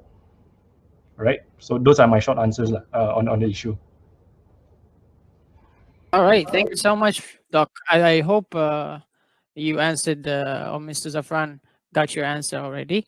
We will be moving to the next question. By having the sensors, Let me go down to the question. How about the duration to install the buoyancy tank in comparison with the conventional platform removal?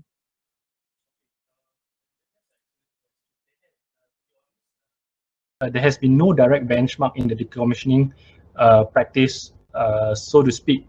So there's no direct comparison in the oil and gas industry, but there are comparisons in the marine salvage industry. Because when you're looking at vessels, vessels tend to be of a lot larger tonnage than compared to fixed offshore structures, sometimes a lot more for large tankers, for example, and they are big and bulky as well. There have been some comparative studies between using heavy lift and using buoyancy bags, and there is a general consensus that there is on average about 20 to 30% cost saving of using buoyancy bags due alone to the amount of time it takes to actually lift it up, secure and lift it up. But for marine salvage, typically they use divers. There have been cases where they use ROVs as well. So I think that cost saving actually comes from the fact that you can actually deploy it a lot faster than compared to having a heavy lift operation, which could take several days. Compared to installing buoyancy bags using ROVs could be a lot more straightforward. But I think the real saving when it comes to the decommissioning industry, and it's specific only for the decommissioning industry, is the possibility of reducing the number of cuts on the platform. So let's say if you have a platform that sits in about 100 meter or 80 meter water depth, there is very few heavy lift cranes that can carry the entire structure single lift out of the water. Geometrically, it's not possible. So you have to cut it. So by just reducing the number of cuts, by buoyancy tanks, you can actually, buoyancy bags, you can lift it up in one go. You just cut it at the seabed, lift it up in one go. It's good to go. Cutting involves additional number of mandates. So I think that's where you will see there is a very specific case made for cost saving just by reducing the number of cuttings required. And I suspect that this will scale up for larger platforms, not so much for smaller platforms specifically. All right, that is great. Well, very good answer and straight to the point. A follow-up question says, does it mean that we would be more feasible to use buoyancy tanks if you want to remove small platforms, tow it and reef it at a regional location, like Cedo, for example? In a way, to look buoyancy tanks, you mean, or buoyancy bags?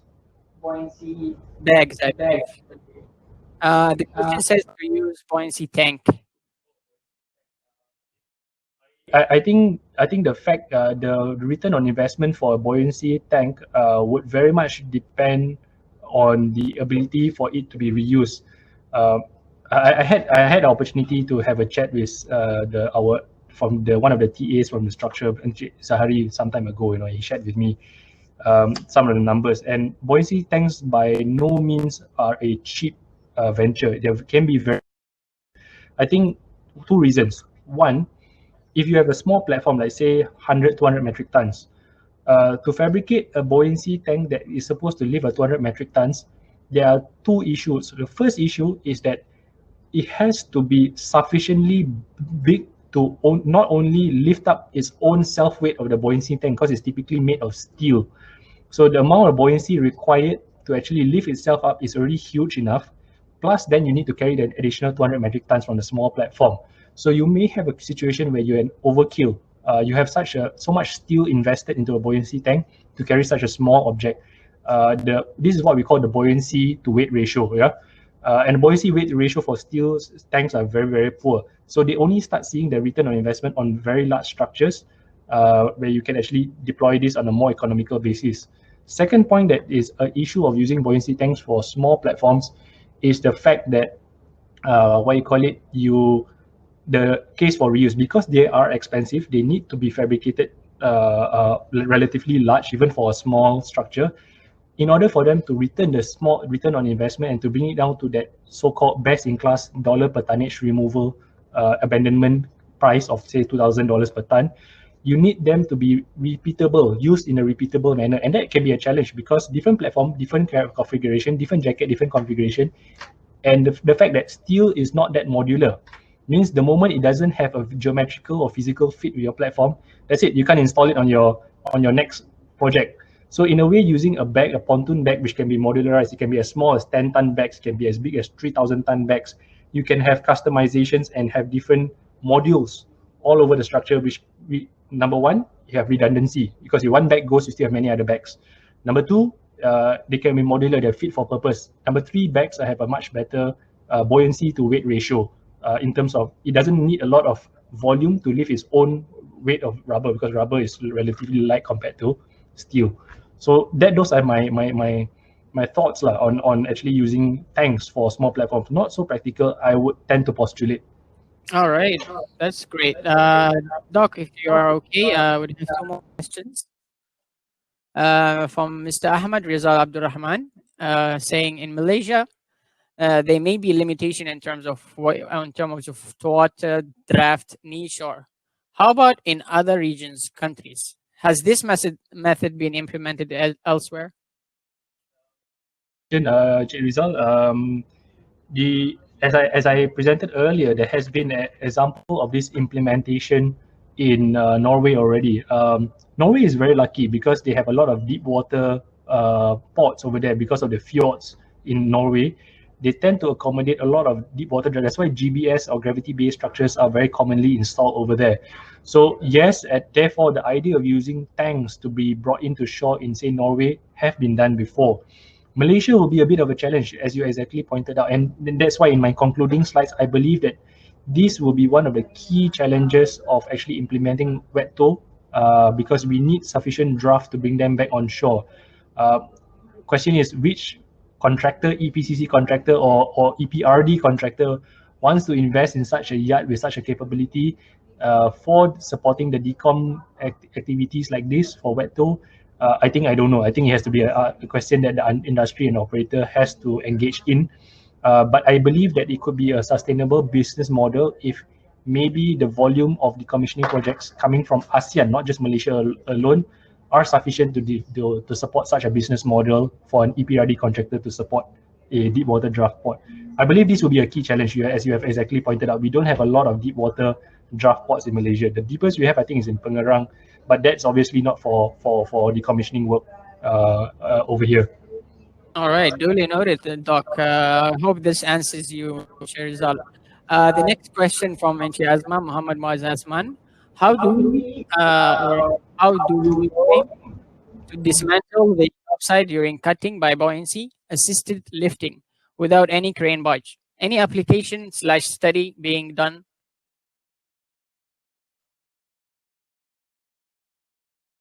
Salvaging of the platform, you mean, Anas? Yes. Basically to dismantle the topside during cutting by buoyancy assisted lifting instead of using a crane. Excellent question, which nobody in the industry has had the time to they put in the effort to look into, because you're absolutely right, because the fact that the topside the only way to actually tow it back into the water back onshore is to actually submerge it, and the only way to do that is to actually carry it into the water and then attach the bags and bring it back onshore. So that is kind of ironic because you will still need to have a crane barge. I had a chat with this Dutch guy here. He's pretty crazy and pretty radical about his thoughts. He said you don't really want the topside anymore. He said just use explosives and blow it up and let it topple into the sea, and then you pick it up, salvage it from there. I said, wouldn't that damage the platform? And they said, who cares? You don't want it anymore. You want to salvage it anyway. So go to the seabed, deploy ROVs, and install the bags. So you don't have to use a crane barge altogether. I said, yeah, it makes sense, but I think using explosives in Malaysia is going to be another conversation altogether to convince people. But I think the idea is that you could actually perhaps decom it in a slant manner so that the platform will naturally collapse into the sea, on the top side will collapse into the sea under its own geometrical instability. And once it's at the seabed, you could deploy ROVs to install the buoyancy bags and retrieve it to the surface, and then use anchor. Therefore, thereby still waiving the requirement of having crane barges. It sounds a little bit cowboy because I think obviously nobody has done that before, but it's something worth considering and a method worth exploring, because topsides, if you still have to remove the topside using a crane barge and then the jacket without a crane barge, then it's still kind of pointless because you still have to pay for the mop and demop for the crane barge. So good question actually, but not quite answered in the industry just yet, or nor within academia. All right, thank you so much, Doc. I hope this answers you. With that, I think we should move on to the next agenda. Thank you so much, Dr. Sean. Thank you so much for the wonderful paper and the wonderful presentation.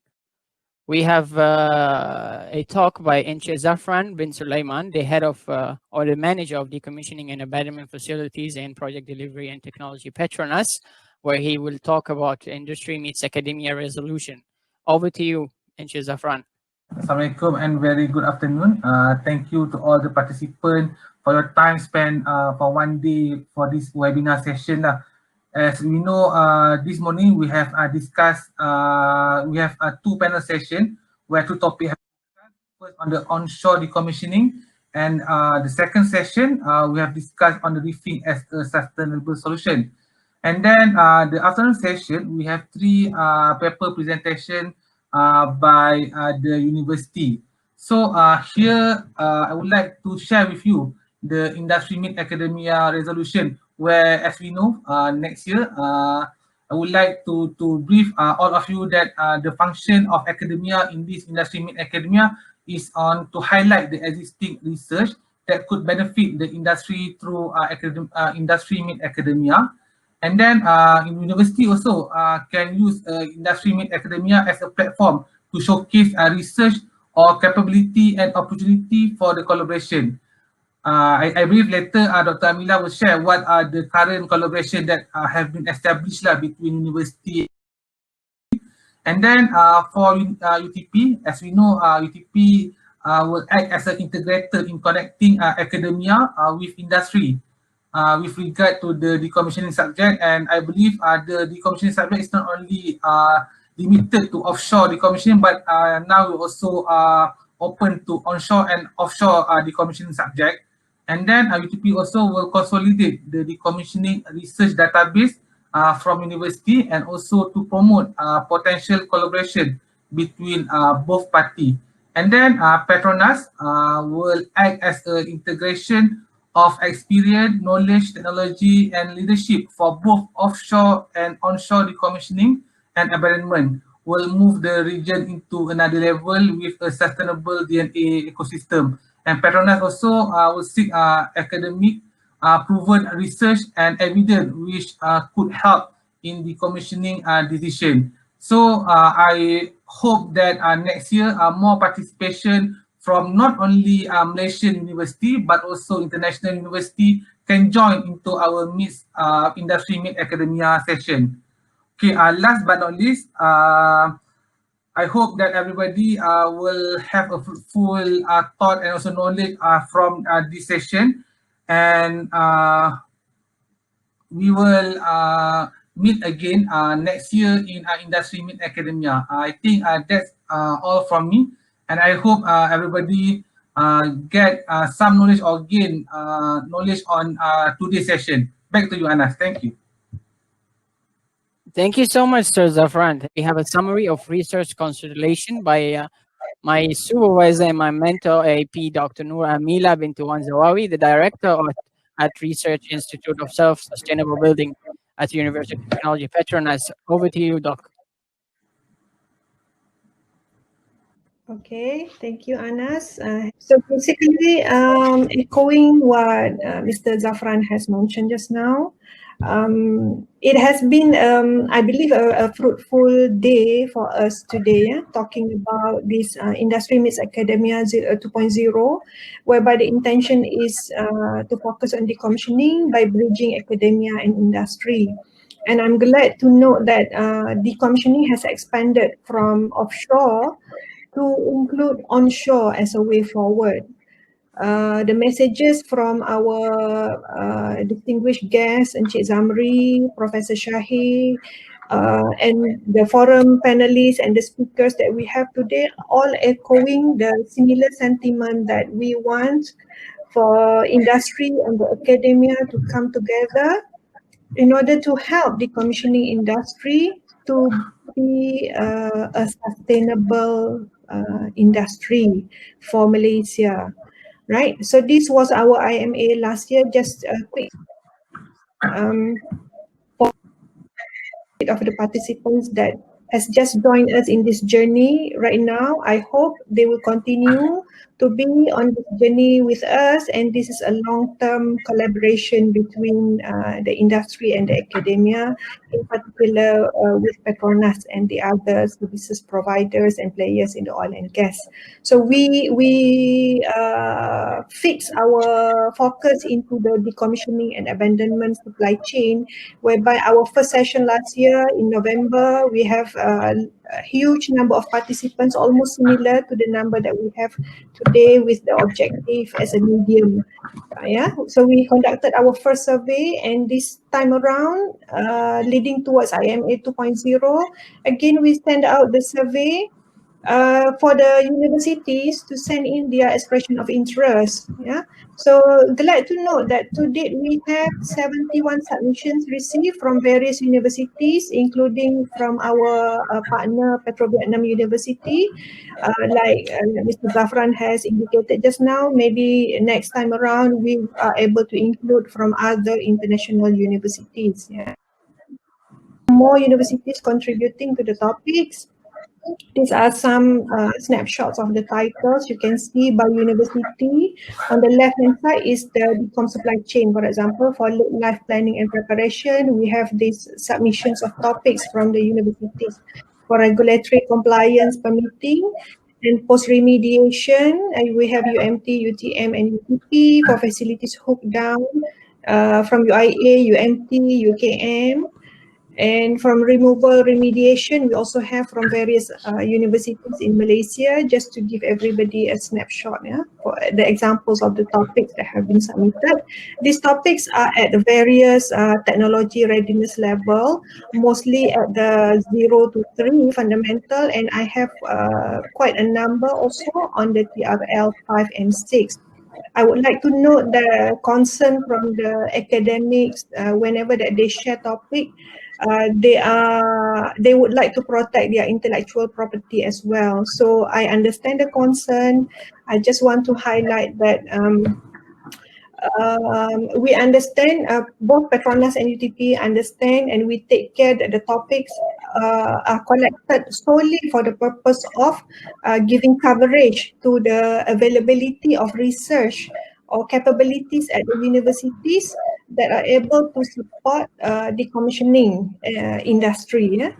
So this is one example whereby a good collaboration between universities and the industry are able to be translated into project that addresses real issues in the decommissioning industry.